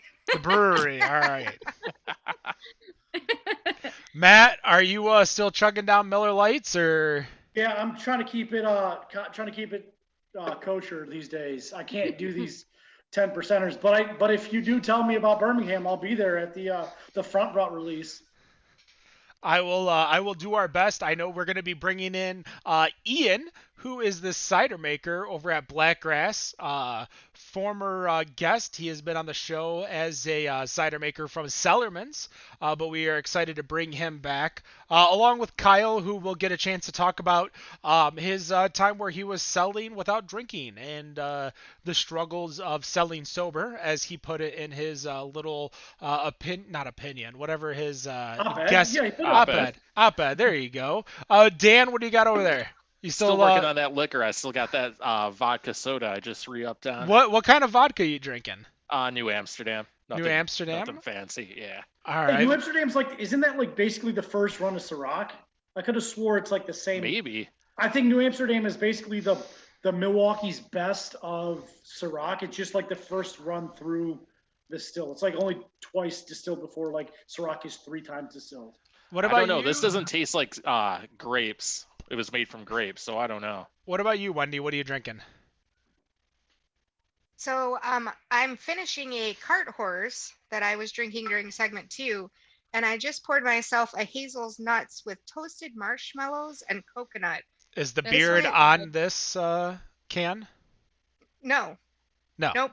Still just a little different hair color. Does But anybody know Shia, why? say that again? Does anyone know why she doesn't have the beard? No, I haven't figured that out yet. I'd But say- this one is not as boozy, and you can definitely taste some chocolate in there. I don't know about the coconut yet, but It was time. Sorry, Wendy. Oddside said it was time for a change, so they removed the beard. Is this a politically correct thing or just a labeling thing? No, I mean, I think it was probably a labeling there's thing there's less a, than there's a little bit of that going on. I don't. I thought what Matt thought. I thought that they were trying to kind of to clean that up a bit, but I think it would have been okay for them just to say it, but they did. I didn't. I was curious myself. I think we're going in the right direction. I don't know, but I'm just saying with 2020 and where we're at, I think it was time to kind But of. shouldn't it be more acceptable for a woman to have a beard these days? Shouldn't it be more accepted to not conform to stereotypical gender roles? I'm going to not answer that. So Ed, what are you drinking? Segment 2, segment 3. Sure. I appreciate it, Ken. I just finished the Amber from you. So I thought that was a good amber. That's homebrew. the cold morning. Right, the cold morning. Yes. And then I opened up another one from Ellison, the Gravitational Attraction Bourbon Barrel Aged Imperial Stout with marshmallows. And Nicholas. I refilled my Rainmaker from Storm Cloud, and I got Matt Bush's favorite. Miller Lite. White Claw. White Claw. Hold on, is that the lemon lime or is it just the lemon? That's a regular lime, natural lime. So you like missionary? Oh my god. No, that's from the no laws when you drink claws video. Okay, that wasn't. That's not a Matt Bush original. I'll have to take your word for it. For me, before we get into the game, I am drinking a Solera from Dragon's Milk. Wow. With Is my that the little. bottle flinger? That's Is the that little. bottle flinger? That's the bottle top thing where I just go, and it went somewhere. Now, Ken, the Solera isn't a true dragon's milk, correct? I don't know. It says Dragon's Milk Solera 10%. It's not a Jesus, stout, 10%. it's a Scotch ale. Right. It It's is. a odor aged Scotch ale. It's not. Yes. It's not a stout. Sure. It just says Dragon's Milk. That's where- Dragonsmilk.com. No, that's where It's a Scotch ale. it's a Scotch ale, but it's not a stout. Like, Just I like don't, their, yeah, their I'm white with you stout guys. is I a don't think they stout. should have released it part of the Dragon Milk Right. series. They should I have released disagree. it with the sours. I disagree. I think they're trying to expand the Dragon's Milk line. That's why they've got the bourbon that came out. The bourbon's not a stout either. but it's a bourbon barrel age, so like I can see why you'd have a bourbon like Griffin Claw. They just came out with they had at least their TTB label. They just came out with their Flying Buffalo whiskey label. They did. So I don't know. They did. Well, they had the Dragon's They did. Milk I White saw Stout, that. and that's not a stout either. Did you White post stout's that a stout. on the Not a monthly stout. post? White Ed? stouts are not stouts. I They're agree. not stouts. They It's a belong in coffee the ale. garbage can. Oh, okay. You watch your mouth, good sir. All right. Bourbon barrel aged. Not a stout. All right, white stout's not a stout. Ed, did you see that on the? Did you post that on the Better on Draft monthly label post that you did? I did not because I do beer labels, but I always include in my search for the TTB, I always search for all alcohol related things. So I'm seeing all the whiskey labels, I'm seeing all the wine labels, I'm seeing all the labels that come through the TTB. But I only post beer labels. I did with New Holland, and we're kind of talking about what they're doing. I did post one this past month that was the watermelon spritz, which is I think going to be coming out if it clears and all that stuff next summer, because they also released a summer ale and it's October. So beer, that's what I mainly focus on. But I did see that Griffin Claw Flying Buffalo bourbon one come through. So to direct the conversation back over to New Holland, Segway. why? So they're doing. I kind of peeked at your post that you put together, but if they're doing a spritz, don't they also have like a whole line of vodka alcoholic drinks called? Is it Life Water, Lake Water? Yeah.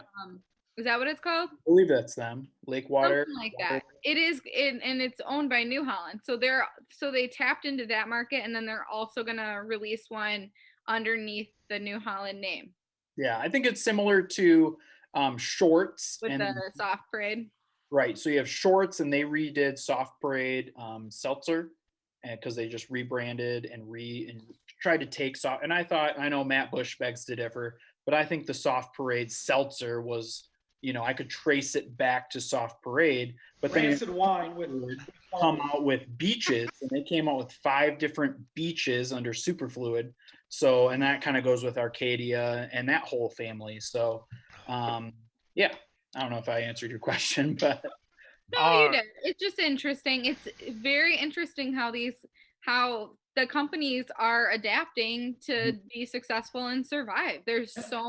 Your hand is in like 20 different honey pots, and somehow it works. Like we know because we're so weird and nerdy that we're like digging deep and looking for all the answers, and we understand how they're all connected. But like to the general public, they're in the grocery store, they don't really know those things. And so like you're tapping into all these different markets, and you have all these different incomes and it works.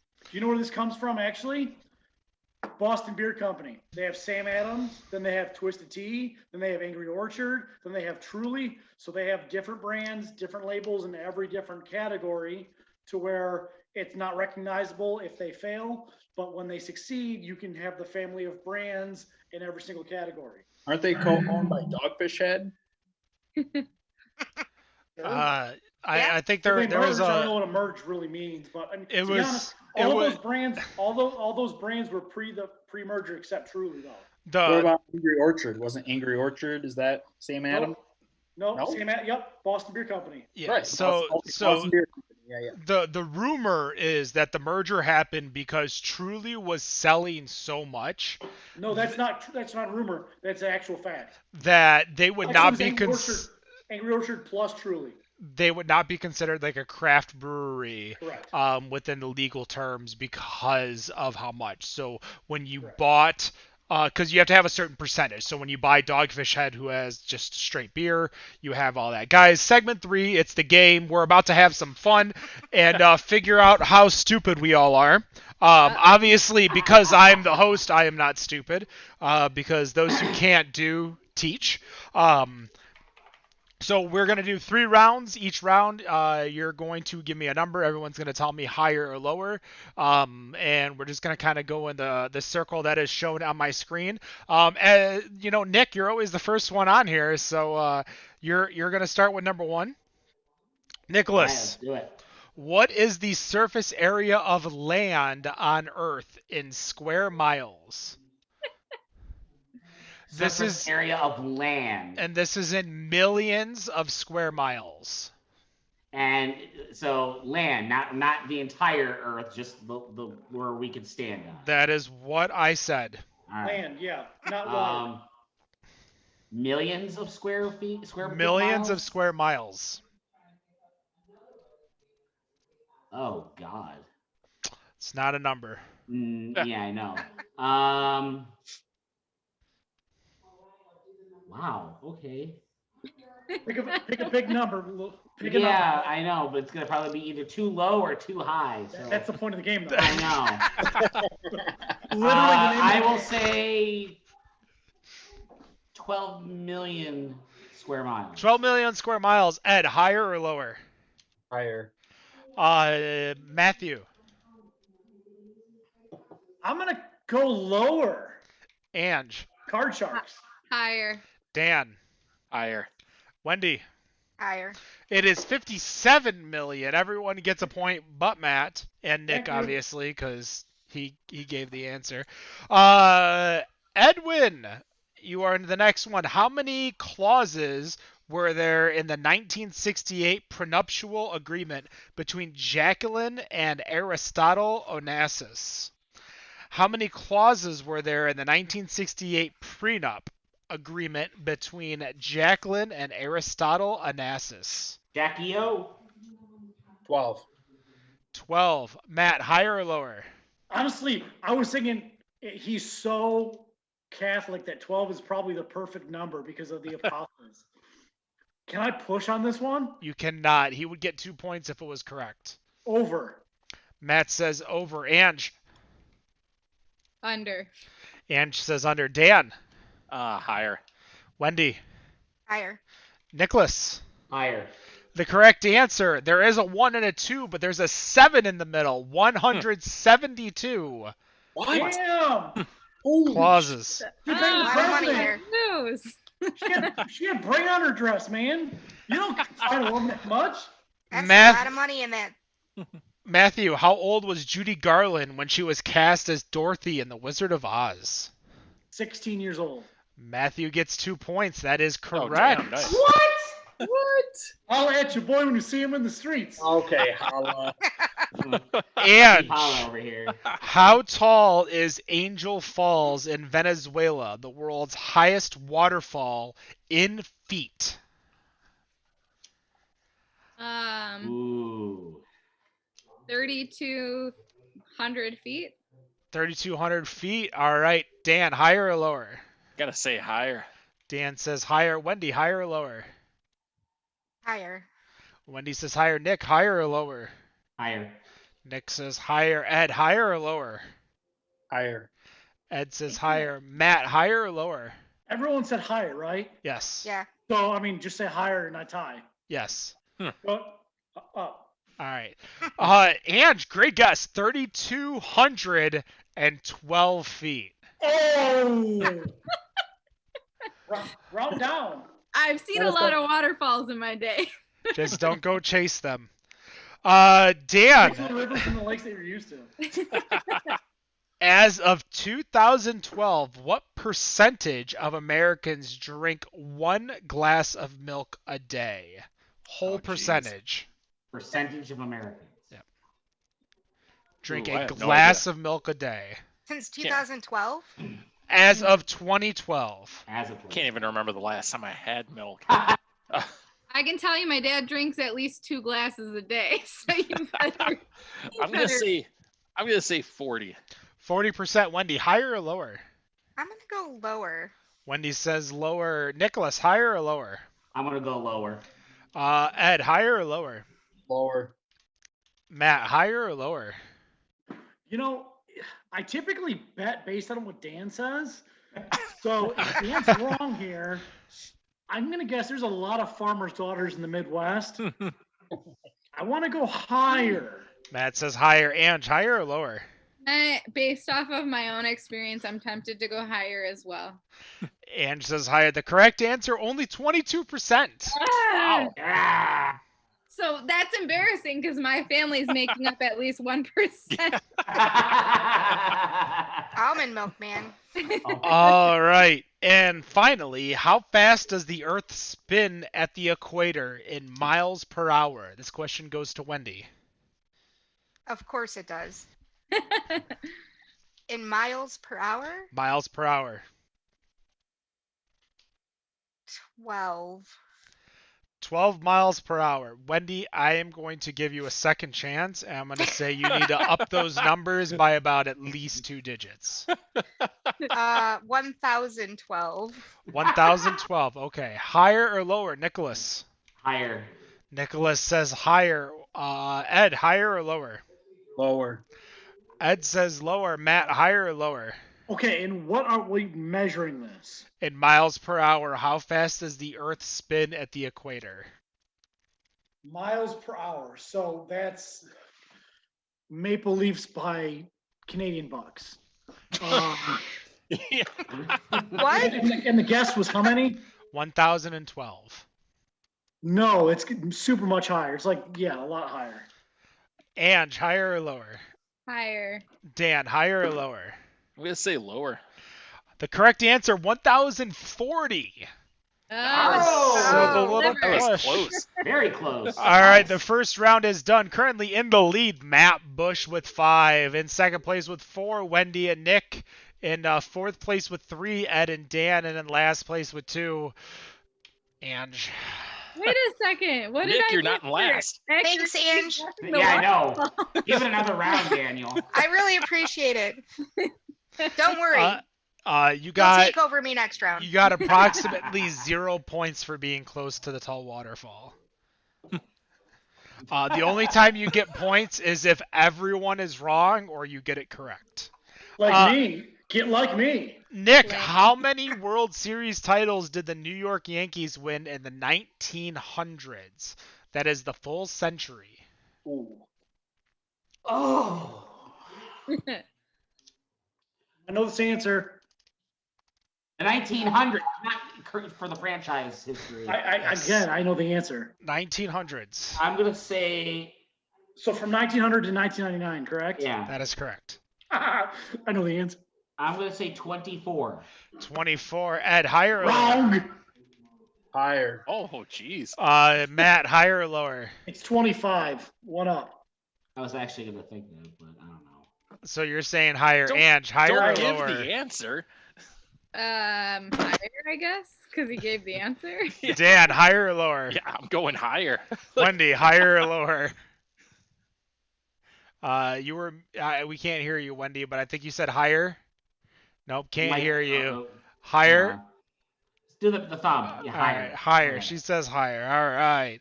She can still hear us. 25 is the correct answer, Matt Bush. Thank you for giving everyone the answer. Good job, Matt. Ed, you are next. Ed, as an average 25-year-old man has a lung capacity of 1.7 gallons. What is that of a cow? What the fuck? An average 25-year-old man has a lung capacity of 1.7 gallons. What is that of a cow? In gallons, in tenths. Is this to me or to Ed? To Ed. Okay.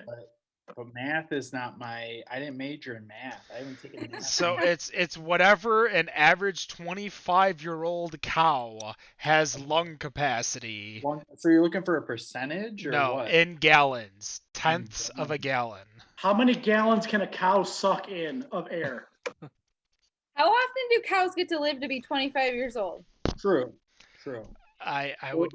We're comparing. Ken is asking apples to oranges right No, now. adult male to adult cow. mean, is it like that makes sense. 5-to-1 cow to a male? Right. Man I'm years? gonna say, God damn it. What measurement are you looking for, Ken? In gallons and to the 10th of a gallon. I'm gonna say 15. 15 gallons. All right, Matt, higher or lower? Right, Matt? Right? Isn't this bullshit? Okay. I'm gonna go slightly under. Okay. All right, Ange, higher or lower? Lower. Dan, higher or lower? Lower. Wendy, higher or lower? Still muted, but we got your thumbs down. Nick, higher or lower? A little higher. Nick says higher. The correct answer, 2.6. Oh, gee. 2.6. I don't Nick, know, man. Nick does not know his lung capacities of cows. Neither do I, apparently. So you're welcome, everyone. Matt, how many days does it take for Mercury to revolve around the sun? Do you want this in fractional or full days? 100th is what it gives me. 88.9 days. 88.9 days. Ange, higher or lower? Wait, how many days did he say? He said 88.9. I'm gonna say higher. Ange says higher. Dan? I'm going to say lower. Dan says lower. Wendy? She says higher. She still has a little bit of a microphone problem. Nicholas, higher or lower? Lower. Nicholas says lower. Ed, higher or lower? From what I remember in Earth science, Matt's pretty fucking close. So I'm gonna say lower. No, I think I'm right. I think You you're are- pretty. You would have been told if you were right. So Give me the buzzer, Bob. One, I said 100th. Therefore, I gave you the 10th. you did. It's 87.97. You were about a day off. You were fucking close. Wait, That what would have was been 2 in a row, baby.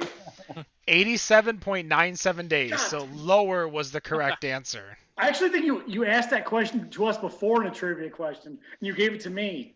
Or you gave it to actually Dan, I think. And how many ridges are on the outside of a U.S. dime? Oh, wow. God. a dingy little A dime? dingy little dime. 94. 94. All right, Dan, higher or lower? Oh, jeez. I have no idea. Who even counts that? Like, Treasury Secretary, maybe? yeah. Old Mnuchin's out there counting the ridges on a dime. I'm going to say higher. It seems like there's more. They're really tiny. Dan says higher. Wendy, higher or lower? She says higher. Thumbs up. Nicholas, higher or lower? I'm going to go higher. Nick says higher. Ed, higher or lower? What was the guess? 94. 94. Higher. Ed says higher. Matt, higher or lower? I think it's like 216 actually, so I'm gonna go higher. Well, you're gonna be right for the higher, but the correct answer is only 118. Oh, I was so close again. Dan, in 1985, John Lennon's psychedelic Rolls Royce was sold at auction in the U.S. How much did it go for in thousands? Oh, geez. I don't even know how much a Rolls Royce is. Oh, that's tough. That's who's Rolls so Royce? when I say thousands, I mean that's the last number it gives me is the 1,000 number. Who's Rolls Royce? Yeah, who's... John Lennon's psychedelic Rolls Royce in 1985 was sold at auction in the U.S. So $1985, John Lennon Rolls Royce. Ooh. I don't really peg him for a Rolls Royce kind of guy. Yeah, I can't even picture John Lennon driving around in something like this. Thousands. Don't Rolls Royces cost like hundreds of thousands? They do. I'm telling you, that's the number you need to get to. So whatever number you start with, it ends in X 1002. Oh. So if it's 8,754,812,000, that's the number. Oh, I got you. So it could be in the millions. Yeah, I'd stick with millions if I were you. That's what I was thinking. I'm gonna say Correct, but the number they give me goes in the thousands. okay. So it's not just a round million number. Let's say 2.1 million. All right, 2,100,000. Wendy, higher or lower? She says higher. Nicholas, higher or lower? Art collectors are crazy. I'm gonna say higher as well. Nick says higher. Ed, higher or lower? Higher. Ed says higher. Matt, higher or lower? Number again? 2.1 million. Lower. Matt says lower. Ange, higher or lower? I want to go lower too. Ange says lower. The correct answer, 2,299,000. The correct answer is higher. Wendy, I guess maybe use the chat. Look up this car. Okay.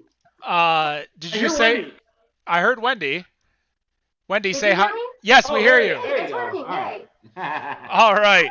What's going on? I don't- probably need to have my laptop looked at. Who the hell paid this much money Oh, for this no. car? We lost Wendy. Oh, we lost Wendy. Our whole thing Oh, looks Wendy. Oh, fucking shit. weird. How the hell did that happen?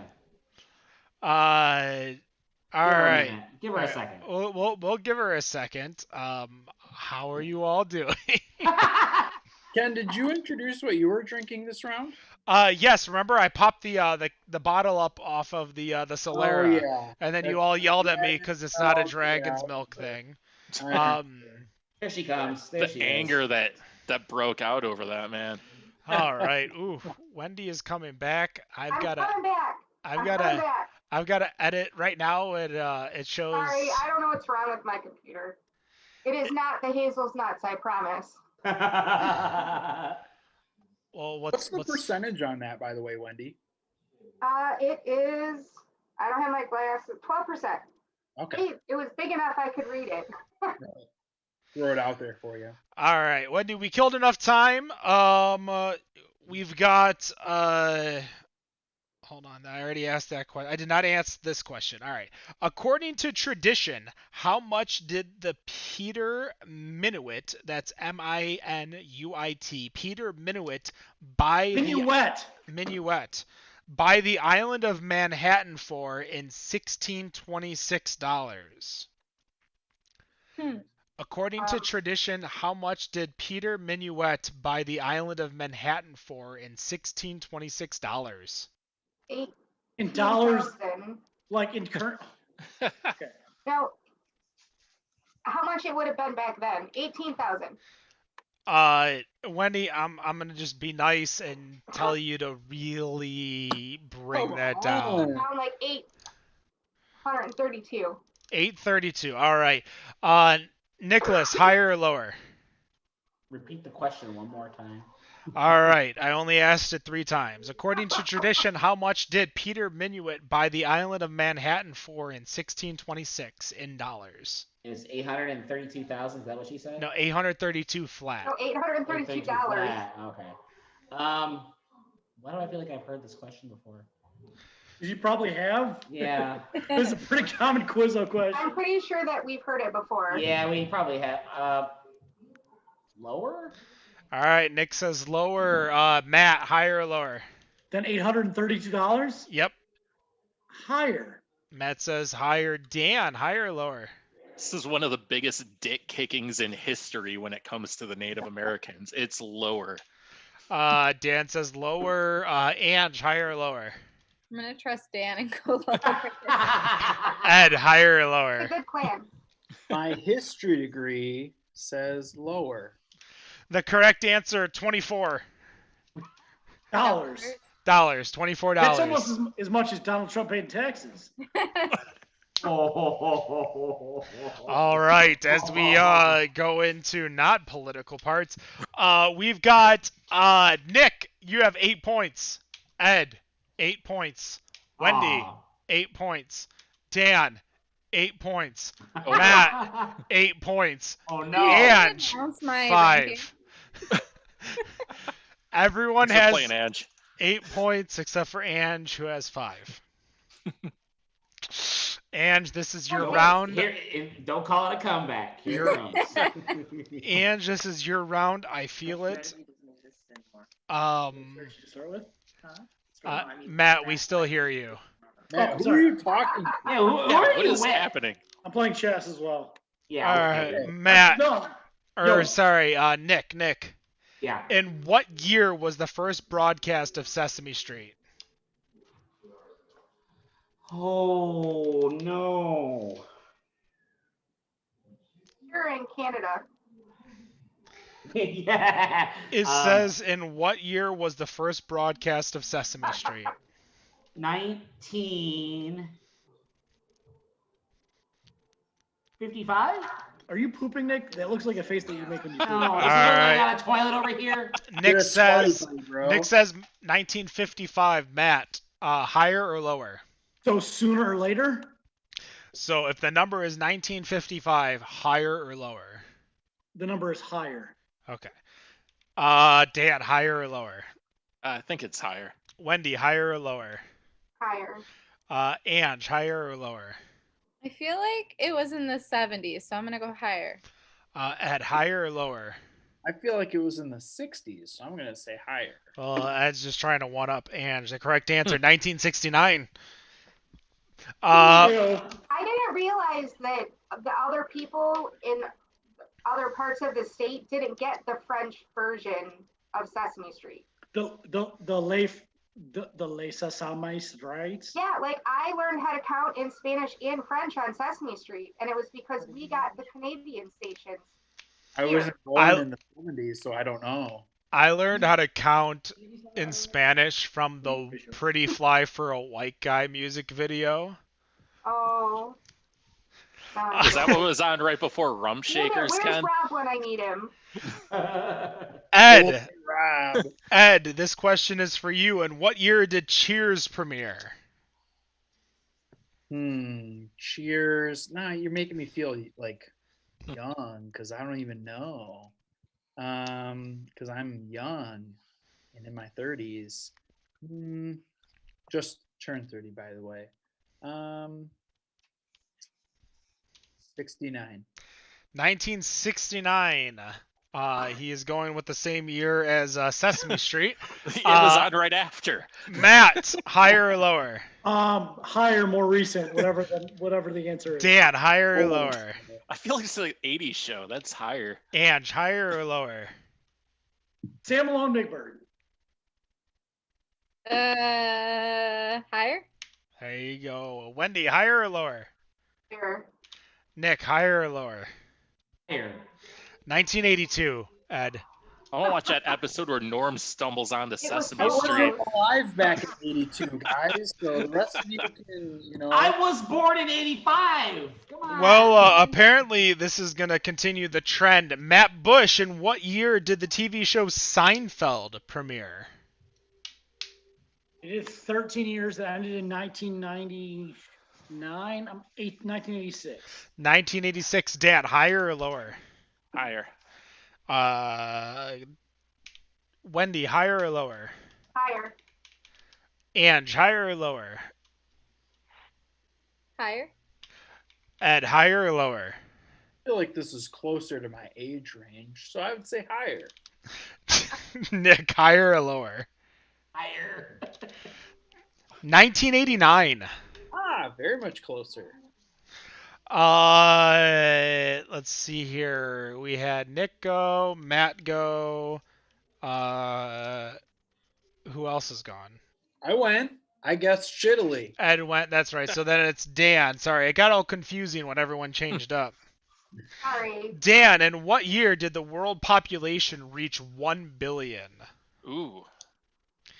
No more TV shows where I can guess like 40 years before they were actually on? No more TV shows. Oh, geez. Population hit 1 billion. What are we at now? Like 8 billion? I don't know, but Wendy does get a TV show question, if that makes you feel any better. That's fair. I'm just going in order of the cards. So when did we reach 1 billion, Daniel? I'm trying to think when people really started moving around the country. There was more Or transportation. having births. Like, let's be real. Yeah. So when did people start making more babies? I'm gonna say it was in the When he's going to start recording 1800s. more babies. But when? That's 100 years, bro. Yeah. When you think though, with the lesser populated areas, let's say 1810. 1810. Ange, higher or lower than 1810? Higher? Ange says higher. Wendy. Higher. Wendy says higher. Nicholas. Higher. Nicholas says higher. Ed. Lower. Ed says lower. Matt. I also agree lower. I think it's like 1690 something ish. Well, you're really fucking wrong, Matt, but it's 1804, so lower was still correct. Our history major was like not that much lower. And I have a feeling that you can get this one correctly. Uh-oh. And in what year was the first broadcast of the Flintstones? I don't know. Yabba dabba do. It's old. Maybe let's go 1982.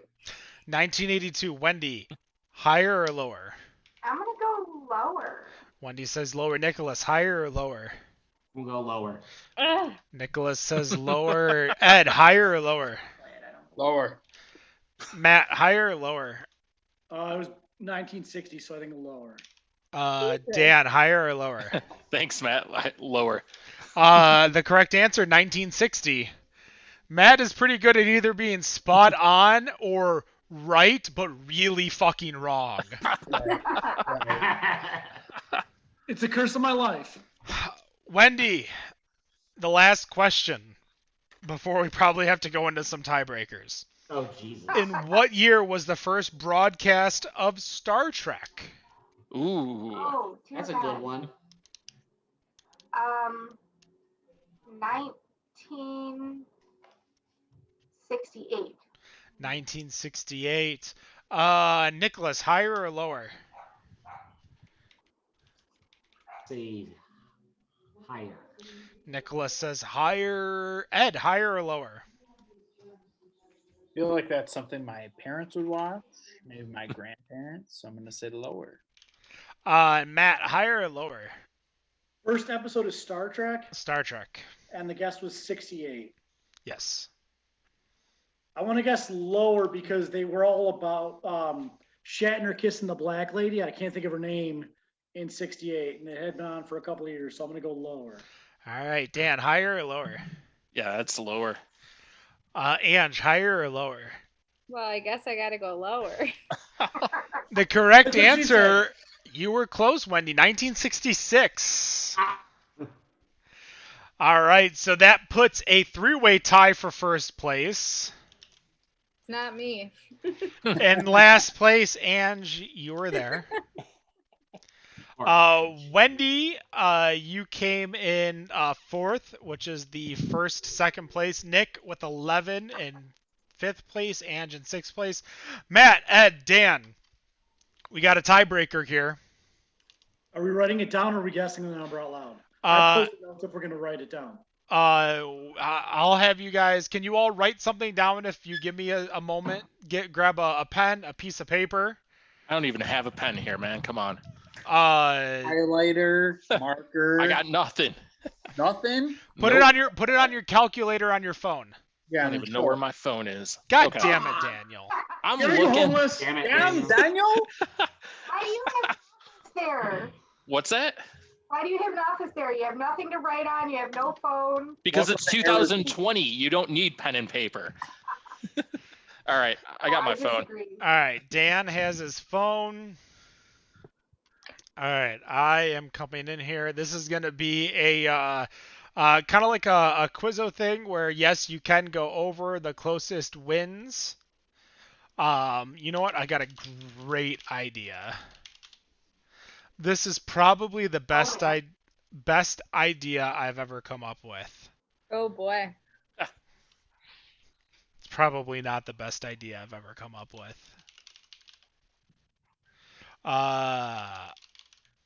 There you go. All right. In miles. The two furthest breweries we've done interviews with is Urban Roots Brewery in Sacramento, California, and Unibrew in Montreal. How many miles does it take to drive between the two? Or California and Canada? Sacramento, California, and Unibrew, which is in Chambly, Canada. How many miles does it take to get from Unibrew to Sacramento, our two furthest away breweries that we've done interviews for? Give you guys a moment. This is driving miles? This or is flying? driving miles. Sucks that we couldn't secure Alaska Brewing at that Frankenmuth one. Yeah. Or whatever. I mean, it might be like Unibrew to Cerveza Cancun might be our longest, but we're just gonna stick with Oh, I forgot about that. Urban That Roots and Chambly as our two breweries. So I'll give you guys a moment to Matt. You're muted, so we can't hear a word you say, which is What's probably rules on good. going over? You can go over. Can go over. Yes, it is the closest. So Unibrew to Chambly, which is Chambly, to Urban Roots, which is Sacramento. I got a chance to interview them last year. It was one of the half episodes. Great episode. We appreciate them taking the time to sit down in a booth and drink. Great Marzen. I tell you what, I'm gonna miss working for Toast and the ability to just fucking go to all these breweries outside of the state. We have Ed, Matt, and Dan. Ed, are you done? Yeah, I'm coming across it. Yep. And Miles, Dan, are you done? Yep. Just type in the number in calculator. Matt, are you done? I'm making up a number that I think is ballparky. Ballparky? I gotta find a blank spot on my fresh slice. So. So this trip would actually take you through Michigan, pretty much 69 to 94, as you go all the way across the country. I was gonna say it's pretty. It's probably 80 across the country, 80 or 90, not 94. Well, it went 60 to 94, and then 94 to 80. Are we writing and showing? Is that what we're doing? All right. I'm just making sure. Ed, are you ready? I am. Yes. All right. Matt, are you ready? I'm ready. All right. Dan, are you ready? Yes, sir. Dan, I want you to show me first. How many miles did you have? 2,800.